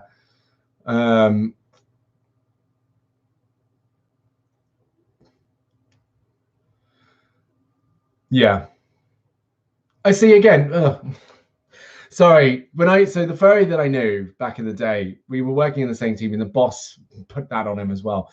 No, and again, in some cases, yes, they do that, but not all of them at all. And literally, as Twizy has just said, it's about art, role play, creating characters. It's about a creative space. It's about imagination and role play. It's got nothing to do with sex at all. And again, actually, in some areas of no, it's not. It's not really. People add that into it, but that's their prerogative, and that's I would say that's a subculture of the subculture, right? It's a subculture. It's not the subculture. Being a furry does not mean just dressing up and having sex, because that actually puts a really nasty spin on it, because obviously there are people who are not of age who get involved in this kind of thing. And so that really puts a really, really nasty image on the whole subculture. And it's not that at all, man. No, it's not. It's not. No. But this is the thing. So you said Twizy that it's role play. I think that's where I make that connection. That's role play, right? And that's where I see it. And again, you don't have to make the correlation. So pardon me, I'm not trying to, say that is the thing. I'm just saying it's very easy to make that connection, because of course, yeah, spiritually, I'm connected with this thing. I can role play as it. Makes sense? Why the hell not? Excuse me, why not? Yeah. Yeah, it's a very small amount. But this is another example of, again, minorities making the most moves. And I think it's common for human beings. It's always the case where we want to sexualize everything, or at least put sex into something. Something's going to have sex involved in it, and then of course it goes wild. And it's ironic because actually this is something I found really funny. So in the argument about how, you know, people don't like anything not straight, so like, you know, homosexuality, bisexuality, pansexuality, whatever, and they say, oh, they're sexualizing things and they're making everything sexual. It's like, have you looked at the clothes that you can buy for kids? Have you looked at the clothes that you can buy for teenagers and young adults? Have you looked at the way that babies, literally, you can put a boy baby and a girl baby from two different families together? You're like, oh, look, they found a girlfriend. Oh, look, they found a boyfriend. Literally sexualize everything. So it's very easy for that to take place. But yeah. It's not that. It's not that. Role play is not sexual. No, it's definitely not. Rule 34 is not that everything is a porn. Rule 34 is that if it exists, there's a porn of it. That's rule 34. It's not that everything is a porn. It's if there exists, there is a porn of it. That's rule 34. Come on, Jack, get your rules right. There you go. See, even Twizy knows. Yeah, exactly. Hang on, I swear I've missed a comment though. Wait a minute. No. You said everything is a porn. No, that's not it. It's not that everything is a porn. It's more the fact that there's a porn version of everything. That's not the same. That's not the same, right? So, for example, this keyboard that I have in front of me, it exists. It's not a porn of itself, though, is it? But there is porn that exists to the keyboard. That's different. That's a different thing out there that I'm not looking at ever. But yeah, that's what it is. It's not that everything is porn. It's just that if it exists, then there is a porn version of it somewhere. That's rule 34. There's so many people in this room watching this right now, and I'm like, I'm going to change the subject real quick. Right, the last two, because again, we haven't even started the quiz yet. There's 15 questions, and I do have work to do and people to call. So here we go. Number 5, develop an optimistic explanatory style. While getting curious and beginning to ask more questions, slowing down how you speak and exploring personally held strong beliefs can open your minds to more possibilities. So actually, Jack, you've done that here as well. You've done that here. Then finally, choose love and respect. With every interaction, lead with a loving and kind way of being. Even when dealing with awkward interactions, staying calm and in a loving mindset can de-escalate the situation. Can you imagine the Dalai Lama yelling at someone? He interacts with skeptics and highly intelligent people who might seek to threaten his way of being in the world, yet he shows up every time with love. He respects his interactions as opportunities to learn from alternative perspectives. So yeah. Oh, to Vicky, Veronica. I call you Vicky for short. I'm sorry. Veronica, I love that you've been here this whole time and said nothing, and then you're like, right, I'm out of here. See you later. Bye. Oh God. Oh, thanks for being here though, Veronica. I hope you've got a lot out of this actually. I hope you enjoyed this. But have a lovely day. I'll see you tomorrow. And Veronica, if you want, you can always bring your topic to the table as well, because after this we'll move on to something else. We certainly went into it today. We certainly did a whole thing about spirituality, and it's been a long old while. Technically, we did a whole film on it because we've been talking about it for now an hour and a half. Man. Oh, babe. Okay, well, hopefully you get better soon. All right, get your medicine in you. Medic up. Get your rest. Get your water and your sleep, and hopefully you feel better tomorrow. Fingers crossed for you. All right, take it easy. Right, where was the comment I missed? No, I didn't miss a comment. Okay. Right, I want to get my own house and have a mate knock at the door so I can shout, come in. And when he walks in, shout at him saying something like, did I say you could come in?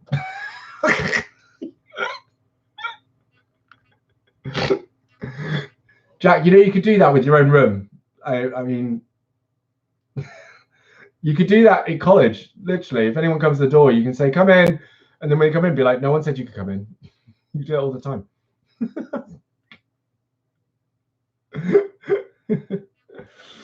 Oh dear. Right, we're going to get onto this quiz. We're going to do it because otherwise, yeah, we will be here till the end of time. But before we do, I need to go to the toilet because I've drunk my water. I drank water before this and I really need the toilet. So also I'm going to take the microphone out because you don't need to hear me pee or flush the toilet. So I'm going to be right back. Talk amongst yourselves. I'm leaving with Veronica. We're both going, but I'll be back. That's the difference. All right, see you in a sec. Hello, Boogie.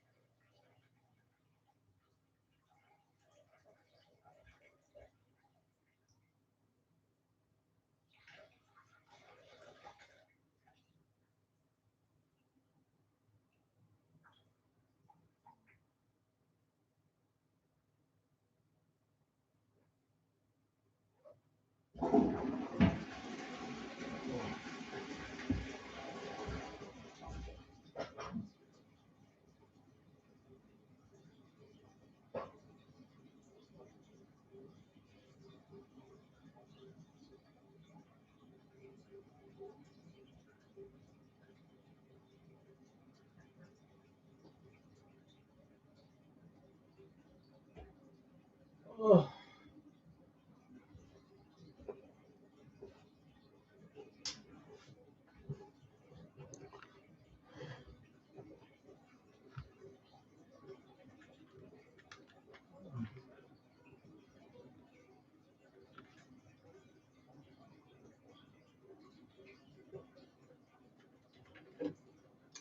Hello, I'm back.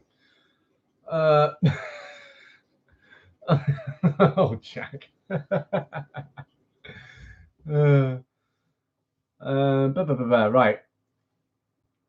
Yeah, Kitty Fantastic's right. You know, a lot of people do cringe things. I think the issue isn't that people do cringe things and ruin the name. I think it's the fact that I think it's like the people pick it up and then judge it, and I don't like that either, because I've spoken about how, you know, if we pick up on what we did, then we'll never give ourselves a chance to just do things ever, because we'll constantly feel this rather large, insurmountable judgment from the world about us doing anything.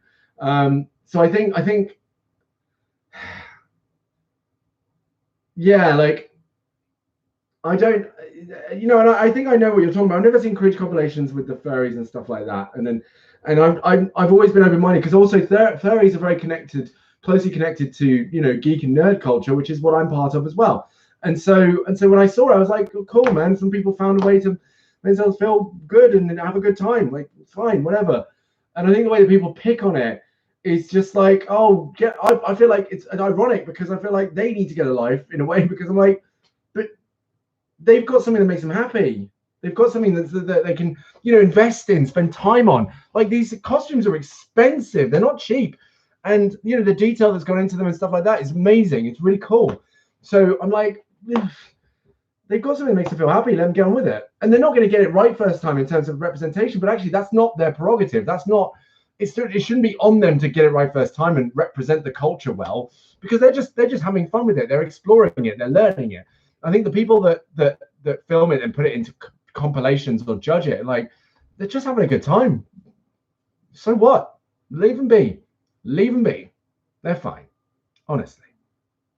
People who shouldn't be left be are the people who make prank videos.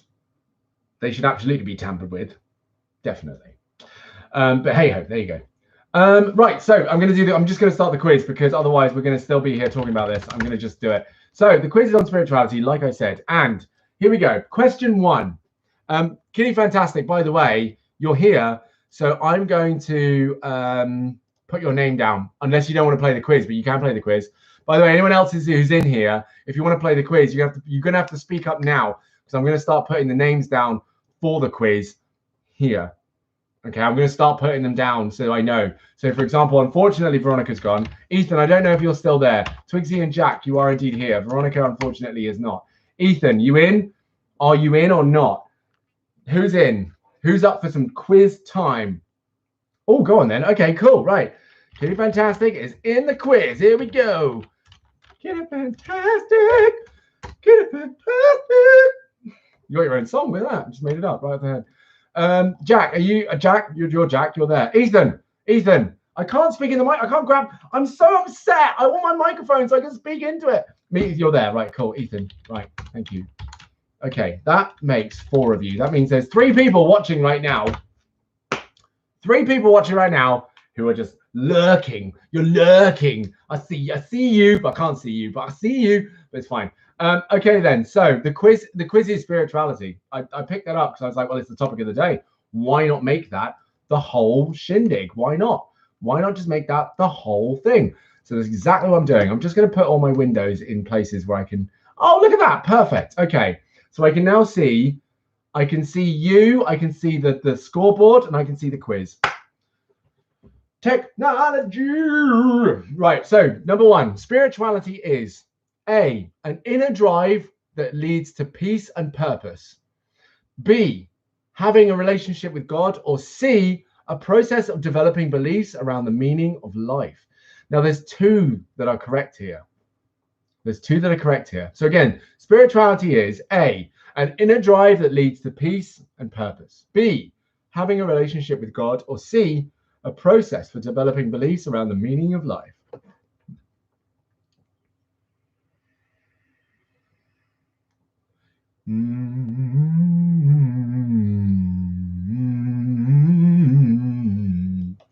What does Twizy and Kitty think? What does Twizy and Kitty think? Air conditioning. Excellent. Indeed, the answer was A and C. Well done, Ethan. You still get points, my man, because you still got it right. Absolutely. A and C. It was an inner drive that leads to peace and purpose, and a process of developing beliefs around the meaning of life. Fantastic. Good stuff. And it's not about having a relationship with God. Very important. Number 2, spirituality is a process of developing beliefs around the meaning of life. What is religion?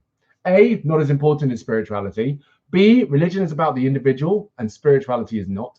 C, religion is a specific set of shared beliefs and practices. Or D, there is no difference. One of these is correct, only one. So A, not as important as spirituality. B, religion is about the individual and spirituality is not. C, religion is a specific set of shared beliefs and practices. Or D, there is no difference. Which one is it?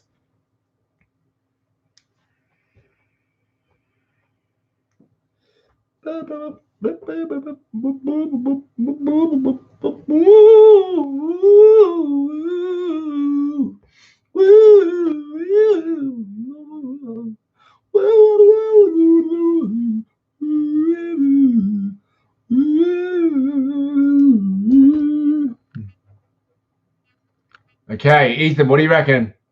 Just Ethan now. Jack, Kitty, and Twigsy have got their answers in. What does Ethan say? What does Ethan say? Again, there it is. I can't stand it. It's not even a good song. I mean, it was a meme song, obviously, but still. Ugh. Kitty, you weren't here, but I got that song stuck in my head, and then I had to play it because I never actually heard the song. That was what's trippy. Never actually heard the song. What does the fox say? And yeah. Okay, so the answer was C. Indeed, it was C. The religion is a specific set of shared beliefs and practices. Superb. Number 3. It's a catchy tune. Is it though? Is it though, Kitty? Is it though? I don't agree. I'm not sure about that. Well, I suppose actually, you know what? I'm saying that, but I'm singing along, aren't I do. I sing it all the time, so it is catchy. So actually, yeah, you're right. It's just annoying. That's what it is. Yeah. All right, fine. It's catchy. Hate it. Right. There's 2 correct answers here. 2 correct answers. Two correct answers. Only 2. The following are religious questions people may ask. The following religious questions people may ask. Number 1. Oh, A. Sorry. What is God's will for me? Why does God allow temptation? Is that one?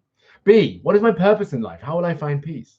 C, in what way can I nurture my relationship with God? And D, what does my future hold?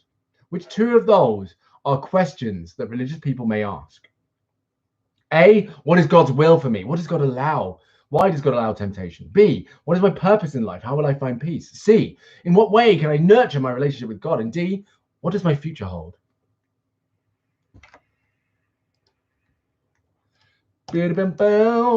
I hope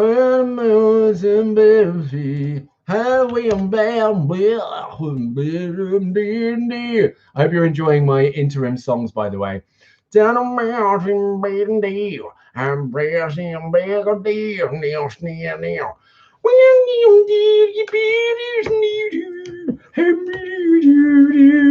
Ethan, what do you reckon?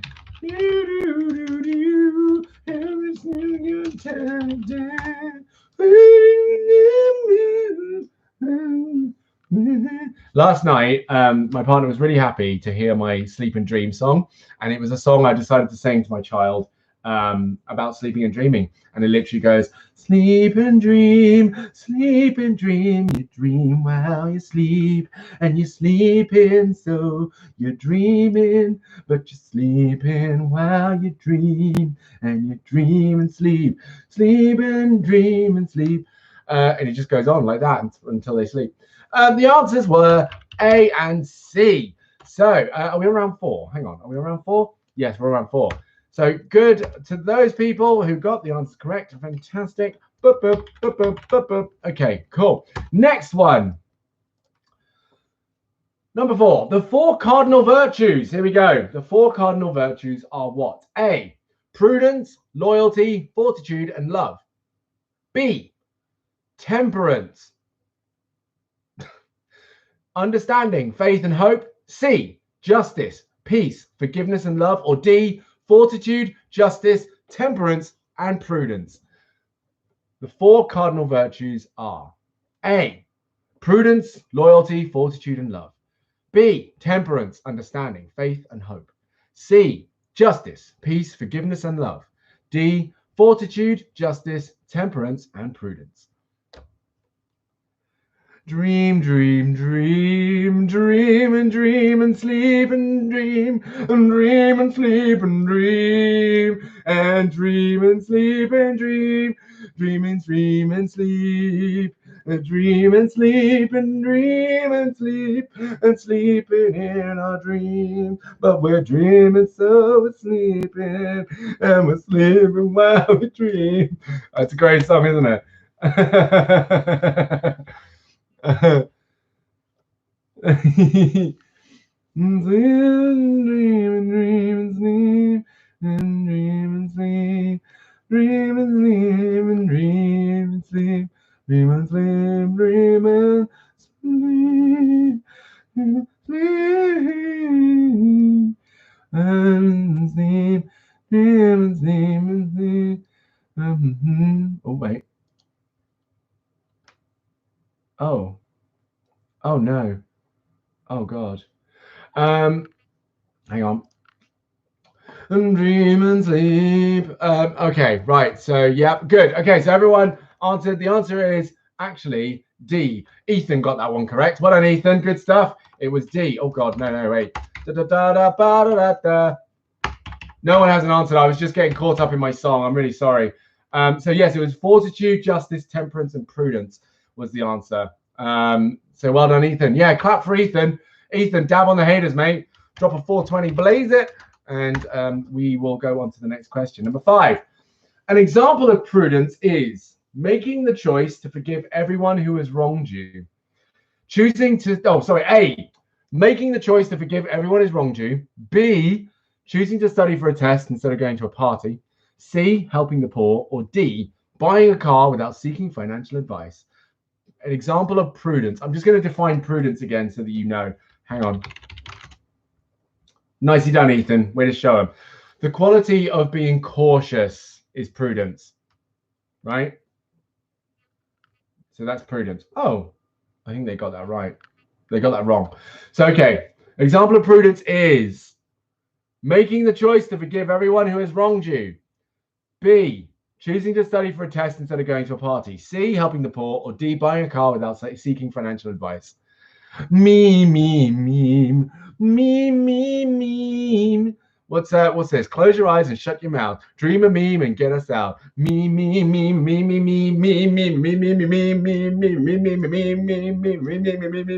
sound a very sleepy song. I don't like the way that song doesn't sleep very well. It's not a sleepy song at all. And we've got B. We've got D. And we've got B. What does Twizy say? Oh, is that what it is? Okay, wait, I need to look at this. Hang on. Now, the other problem is I'm not going to be able... Wait, can I play it through my phone so I can hear this?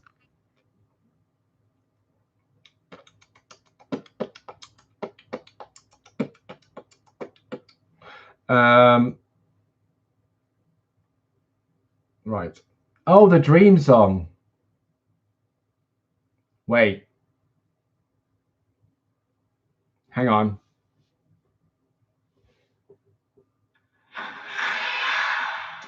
Obviously, this is an ad. Oh, the question part. Sorry, hang on. Oh, God, that's the wrong place. The question part was an example of prudence. Prudence being cautiousness. So, A, making the choice to forgive everyone who's wronged you. Wait, before you begin. B, choosing to study for a test instead of going to a party. C, helping the poor. Or D, buying a car without seeking financial advice. I don't know if you'll be able to hear this. Have your cookies and milk. Now go to sleep. I'll try. Go to sleep. Not like that. Sing them a lullaby. Dream, dream, dream, dream. Your turn. Close your eyes, shut your mouth, dream a dream and get us out. Dream, dream, dream, dream, dream, dream. Hit the hay, fast asleep, dream a dreamy little peep. Dream, dream, dream, dream, dream, dream. Is that it? It's working. Oh, Keep it up, Shark Boy. Keep singing, Shark Boy. Oh, he just did a flip and some stuff. What's going on?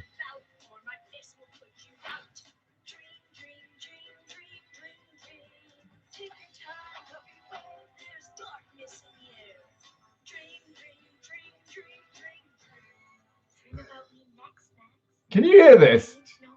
This is a real show.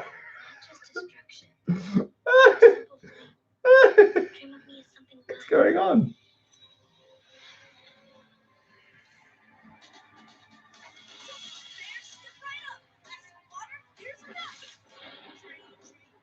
All right, I'm done with that. That's enough. I'm going to send that to my family. Amazing. Right. Okay. So you also be. Okay. So you're all correct, actually, because there were multiple correct answers you could have gotten. So well done. I'm not sure the last one is correct, but I'm going to give it to you because it says it's correct here. But yes, well done. Well done. So hang on. Good. Okay, then number 6. Number 6. Giving someone what they need is an example of which cardinal virtue? Giving someone what they need is an example of which cardinal virtue? A, prudence, B, temperance, C, fortitude, or D, justice? Which one is it? Giving someone what they need is an example of which cardinal virtue? A, prudence, B, temperance, C, fortitude, or D, justice? Justice!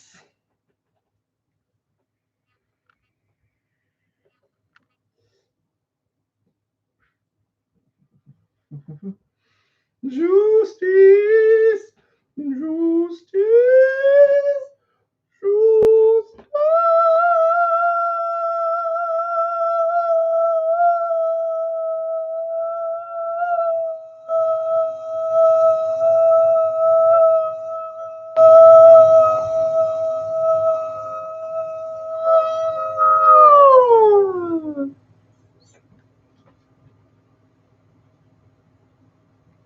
Oh, giving someone what they need is an example of which cardinal virtue? A, prudence, B, temperance, C, fortitude, or D, justice?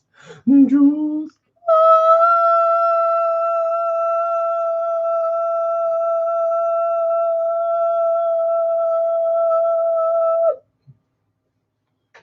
I did. I ascended way. I went all the way.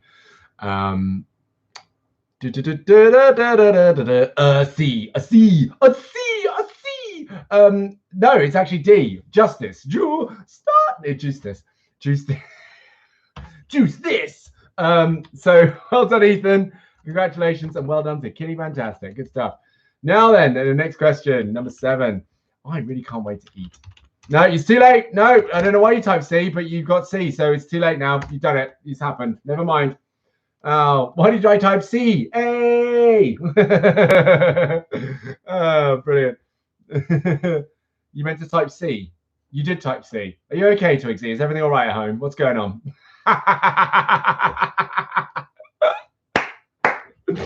Oh, so many C. Why the C?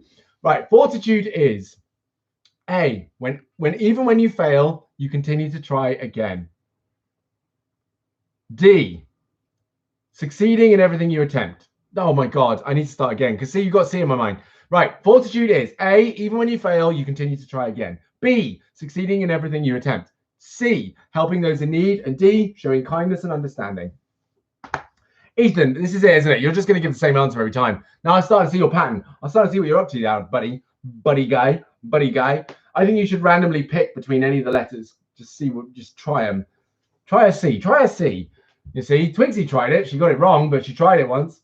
And now look at her. She's all up in her tears. I love it. Well, I need food. Well, instead, you get just these. Yeah, exactly. Hey, man, I'm hungry. Well, how about you juice this? Yeah, nice. Twizy, what was your answer? Fortitude is A, even when you fail, you continue to try again. B, succeeding in everything you attempt.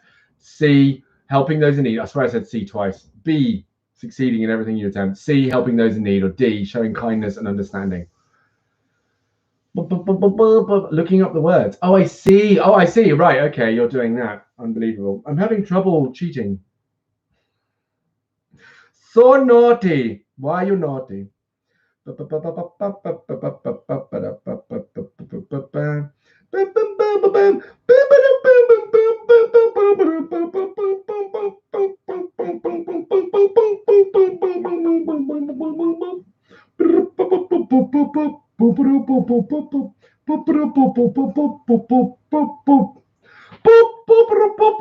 Twizy, we're still waiting. Oh, you gave your answer. Sorry.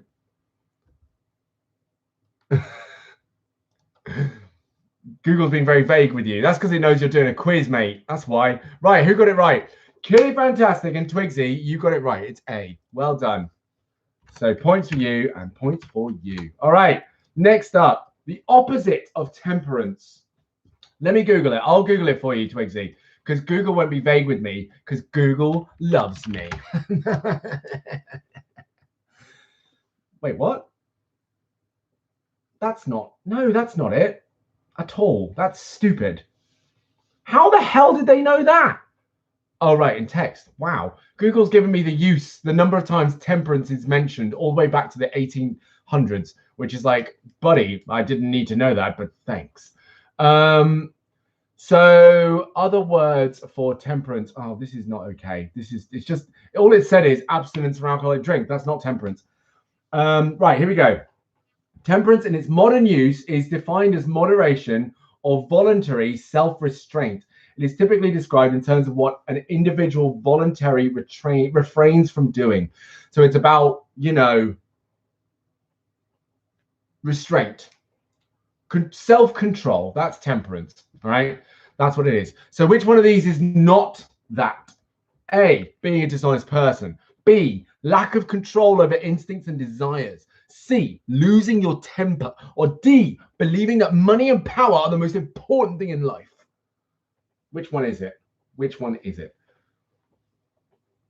Tell me.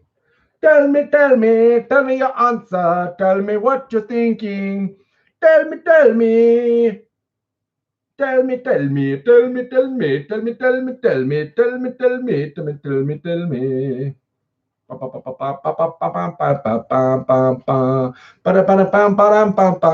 you guys have answered, and temperance is self-control.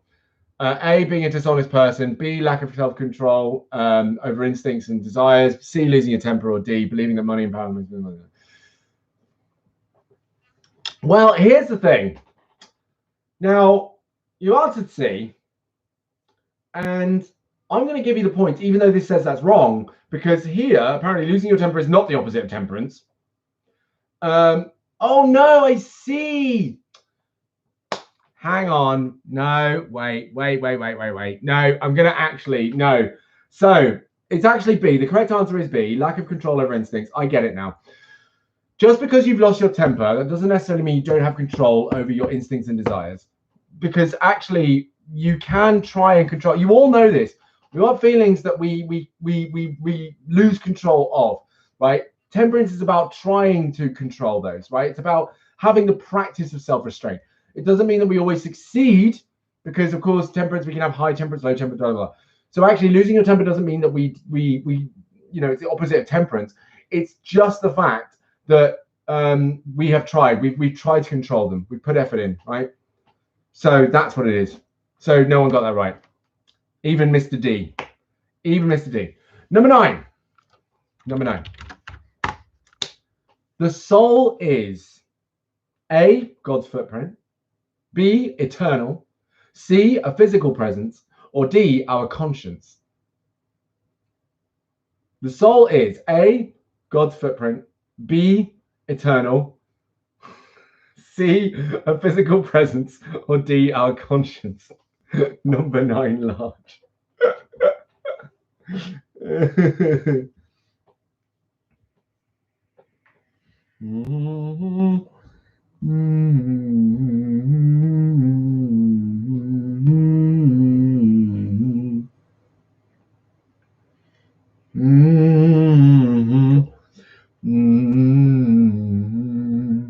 Oh, Twizy's going for a bit of the meme D. We love it. Twizy's doing an Ethan, trying out for a D, trying it out. Dax and Kitty going for B. Okay.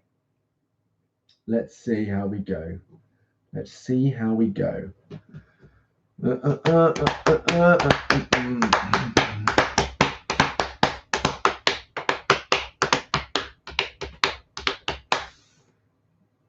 Come on, cat person, get this right. There you go, Kitty. You're a cat person now. How does it feel? Does it feel good? Is it nice? I'm the cat person. Yes. Ethan, what are you saying? Ethan. We need your answer. Come on, hit it. We know what you're going to say. Come on, man. Let's go. Come on. Get it. That is a very different answer. I thought, do you know what? I thought that Jack was responding to God's footprint, saying that God had a number 9, a size 9 large foot. That's what I thought he was saying. Number 9 large. I thought you were basically saying God's footprint. That's what I thought. That's why I laughed.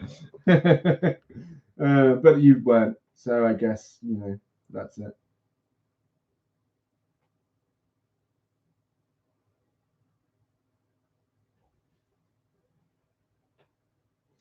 God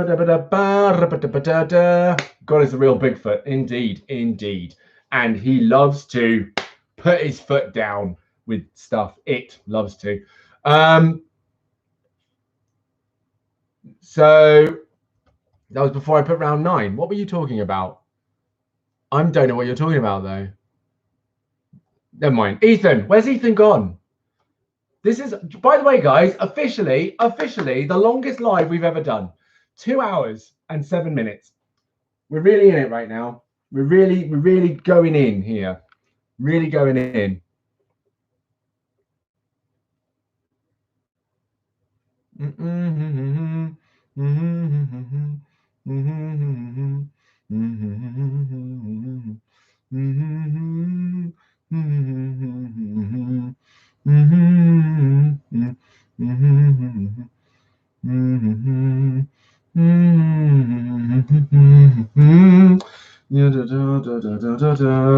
Where is Ethan gone?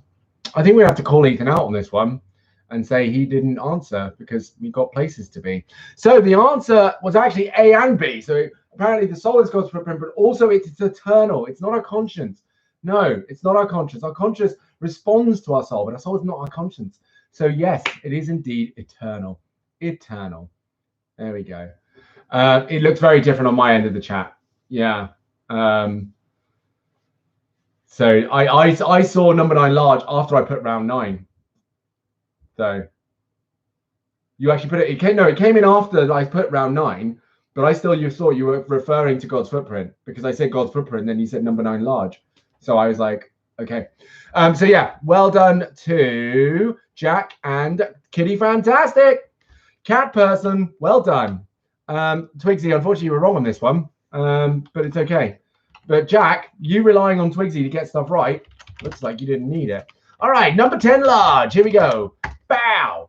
Number 10. The Catholic Church teaches that the soul, A, does... Hang on, I've heard banging. 1 second.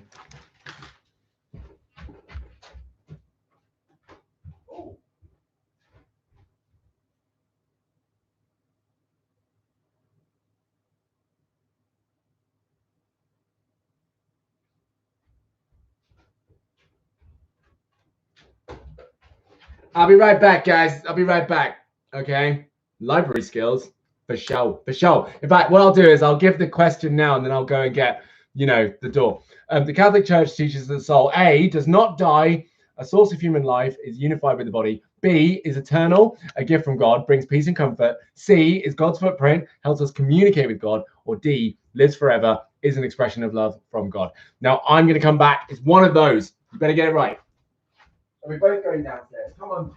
Come on, Dexter. Let's go find out what happened.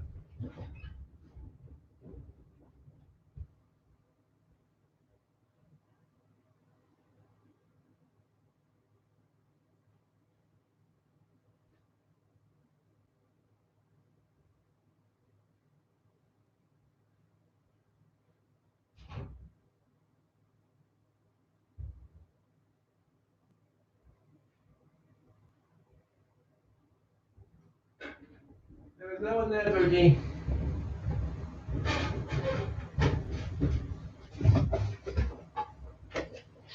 I'm alive, guys. No one murdered me. I'm fine.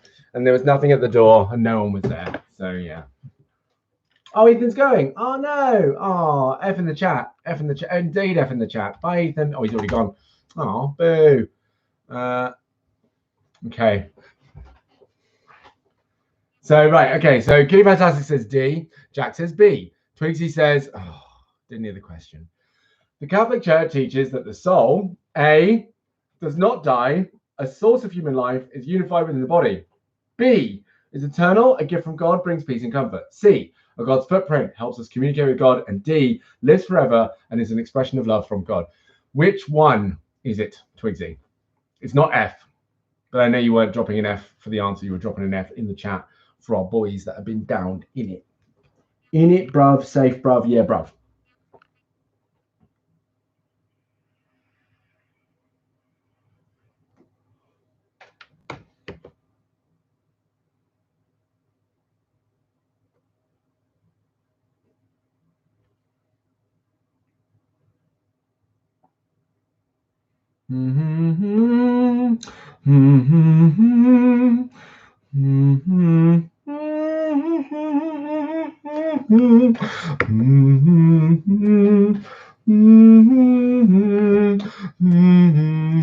A or D?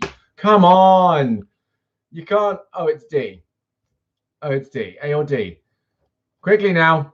Otherwise, Twizy, I'm just gonna answer for you. Quickly, Twizy. Come on. Get it. Get it. Get it. Get it. Get it. Get it. Get it. Get it. Get it. Get it. Get it. Get it. Get it. Get it. Get it. Get it. D. Okay, right. You're wrong. All of you are wrong. It was A. The answer was A. The Catholic Church teaches that the soul does not die. It's a source of human life and is unified within the body. That's what the Catholic Church does. Okay, cool. Number 11. To be lasting, relationships need to be strong. They need to be A, physical, emotional, and honest. B, honest, loyal, and trusting. C, intellectual, emotional, and spiritual. Or D, spiritual, emotional, and physical. I'm not sure about the answer to this one. I'm really not sure. Go on then. To be lasting, relationships need to be strong. They need to be A, physical, emotional, honest. B, honest, loyal, trusting. C, intellectual, emotional, spiritual. And D, spiritual, emotional, physical. What do you think? What do you guys think? What do you reckon? What do you think? What do you think? What is your thoughts? What do you reckon? Use it.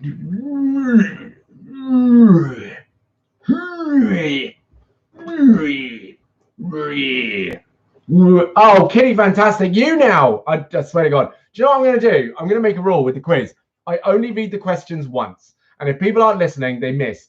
Because, oh, it hurts to say them so much. I've been talking for 2 hours. I've got a meeting at 3. I have to talk some more. But it actually hurts. And I've run out of water. It's really hard, guys. It's really hard. Right, okay, so.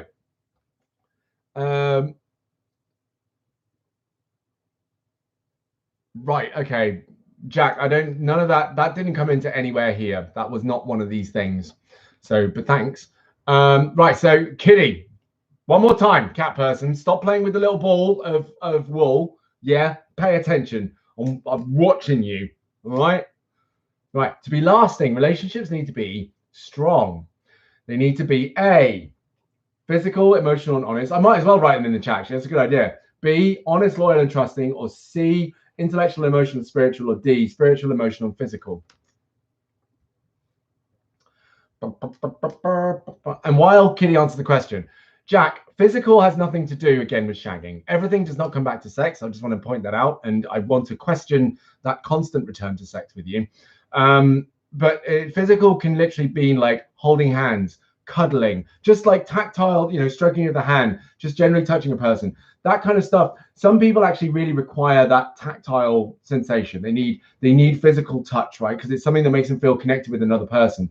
And it doesn't have to be sexual at all, not in the slightest. So yeah, physical doesn't mean sex, right? It just means hand holding, cuddling, the hugging for a certain amount of time, that sort of thing, right?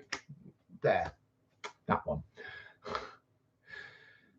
It also means sex to you, yes. But when I see physical in relationships, I do not see sex. I do not see that. So yeah, exactly. Because yes, thank you, Twizy. Actually, a very good point. In asexual relationships, yeah, they don't have sex. There's no not really sex really, because that's not something that they go through. It is hand holding, cuddling, stuff like that. That's it. So it doesn't mean sex. It can come under that category, but it doesn't necessarily mean that's what it is necessarily. Right, I'm going to give points to everyone because basically, yeah, like they're all right. I don't know why they've got the other ones as wrong, because in a way, like Twizy said, all of the above. You need all of these things, right? For a good, strong, lasting relationship, it is, of course, you want to be able to at least hold the hand of the person or hug them or something, right? Something physical, right? And of course, like emotionally, yeah, you need that to be there. You need to be honest. You need to be loyal. You need to be trusting. And spirituality can help definitely in there. And intellectual for sure. Not to me. I'm a you. Okay, cool. I can't think of a not rude insult. That's fine. All right. Okay. Oh, fine. So number 12. God communicates personally with all of us. This is done through what? A thought that leads to an insight into a problem, as in basically a thought that helps us create a solution to a problem. B, Snapchat. C, a sense of peace telling us what to do. Or D, prayer. So God communicates personally with all of us. This is done through a thought that leads to an insight into a problem. B, Snapchat. C, a sense of peace telling us what to do. Or D, prayer. Which one is it? Oh, my throat's starting to hurt. Oh.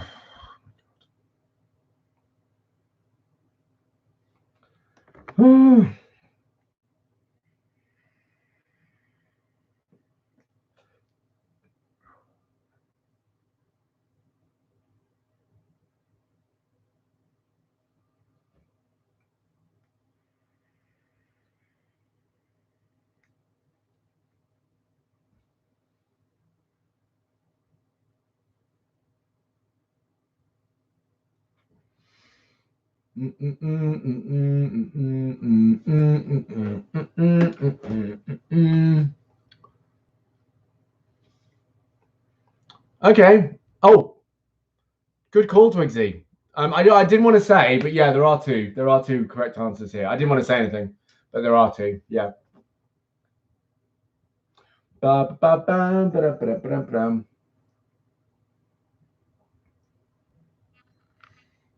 Oh, I've really got it to work. Do you know what I might do? I might call the next question the last one because I really need to get to work. I'm going to get some stuff done, so I'm going to have to go. But yeah, we'll make the next one the last one, and then we'll call it there. Because this has been really long, I've realised, and I need to eat. I need to have lunch, and I need to work. It's just all kind of come crashing home. I'm like, oh my god, I've got so much to do today. So right, Kitty says A, Jack says D, Twizy says with like A and D. Okay, fine. So the answer is actually A and C. It's A and C. So if you said A, then you got the answer correct. Fantastic.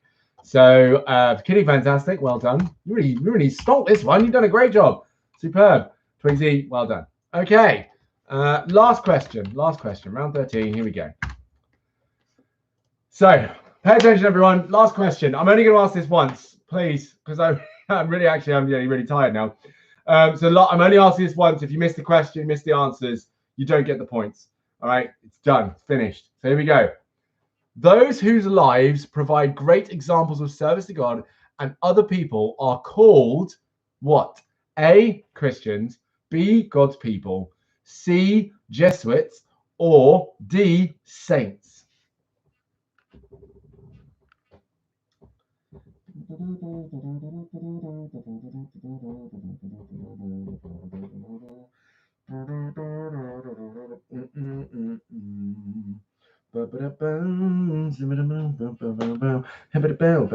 Oh, wonderful. Okay, so the answer was D. It was saints. Saints are those people. They are the ones who do it. So well done to Twizy. Well done to Jack. Jack, yes. God, I get confused. And that is it. Right. So, whew. Oh, we did it. We did it, people. We did it finally. The round is there. The round's there. God, I'm so like kaput. The scores are as follows. Jack and Twizy, you're joint second. So well done. Joint second. Dab on the haters. Bust the dab, throw it down. Dab on the haters. That means Kitty Fantastic, with your second time, I believe, coming to a live. First, second? I'm not sure, actually. Either way, welcome. You're still welcome here. You won. You came first. You came in and you did the quiz and you won. You won the quiz by 10 points. So now we're going to put you on the leaderboard. Oh, wrong window. Ah! Yes, you. Who, me? Yes, you. Could be. Well done, cat person. Well done, cat person. Good for you. Giving the points to Kitty Fantastic. And giving the points to Twizy. Twizy is now in the lead. Twizy is now in the lead by 2 points. I feel like I really should actually get on with... I'm going to give a point to Ethan as well, because he actually did some score. Jack, you're third. Third? Are you third? Yeah, you're third in the leaderboard. Jack, you're third in the leaderboard. Twizy, you're first in the leaderboard. Veronica's second. Jack, you're going to have to get 25 points to catch up with Veronica. Just so you know, this is long way. But yes, well done. Well done, Kitty Fantastic. Dab on the haters. We love to see it. And yeah, there we are. So that concludes today's live. I will let you round off your conversation, but I'm going to go very, very soon because I need to try and get lunch in before I start my chat at 3. So very quickly, round it off. So thank you. Yes, dab it out, dab it out, dab it out, dab it out, dab it out, dab it out, dab it out. Just like my mama taught me to. You know what? I haven't watched that video in a while. I'm going to watch it now because that's been stuck in my head and it was catchy. No, not backing track. Yeah. Is this the song? Where's the song? Here's the song. Brilliant.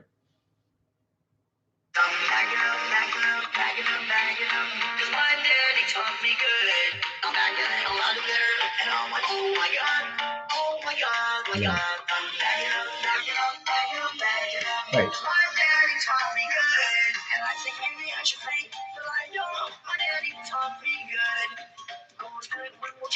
Do you guys remember this? I don't know if you remember this. I remember this. Yeah. They said, we want your money and we're running out. And I'm like, oh, when the money coming down? And so the guy in black shirt's coming down, down. And I'm backing up. Cause my daddy taught me good. I'm backing on there. And I'm like, oh my God. I don't know why, it just gets stuck in my head every now and then. I just have to hear it. But anyway, okay. Oh, you guys, lovely. Yes, meet up, have a chat. Good stuff. Enjoy the rest of your day. I'll see you tomorrow at 12 p.m. same time as usual. But yes, until then, love you all dearly. Have a great day. See you tomorrow at 12 p.m. Bye, y'all.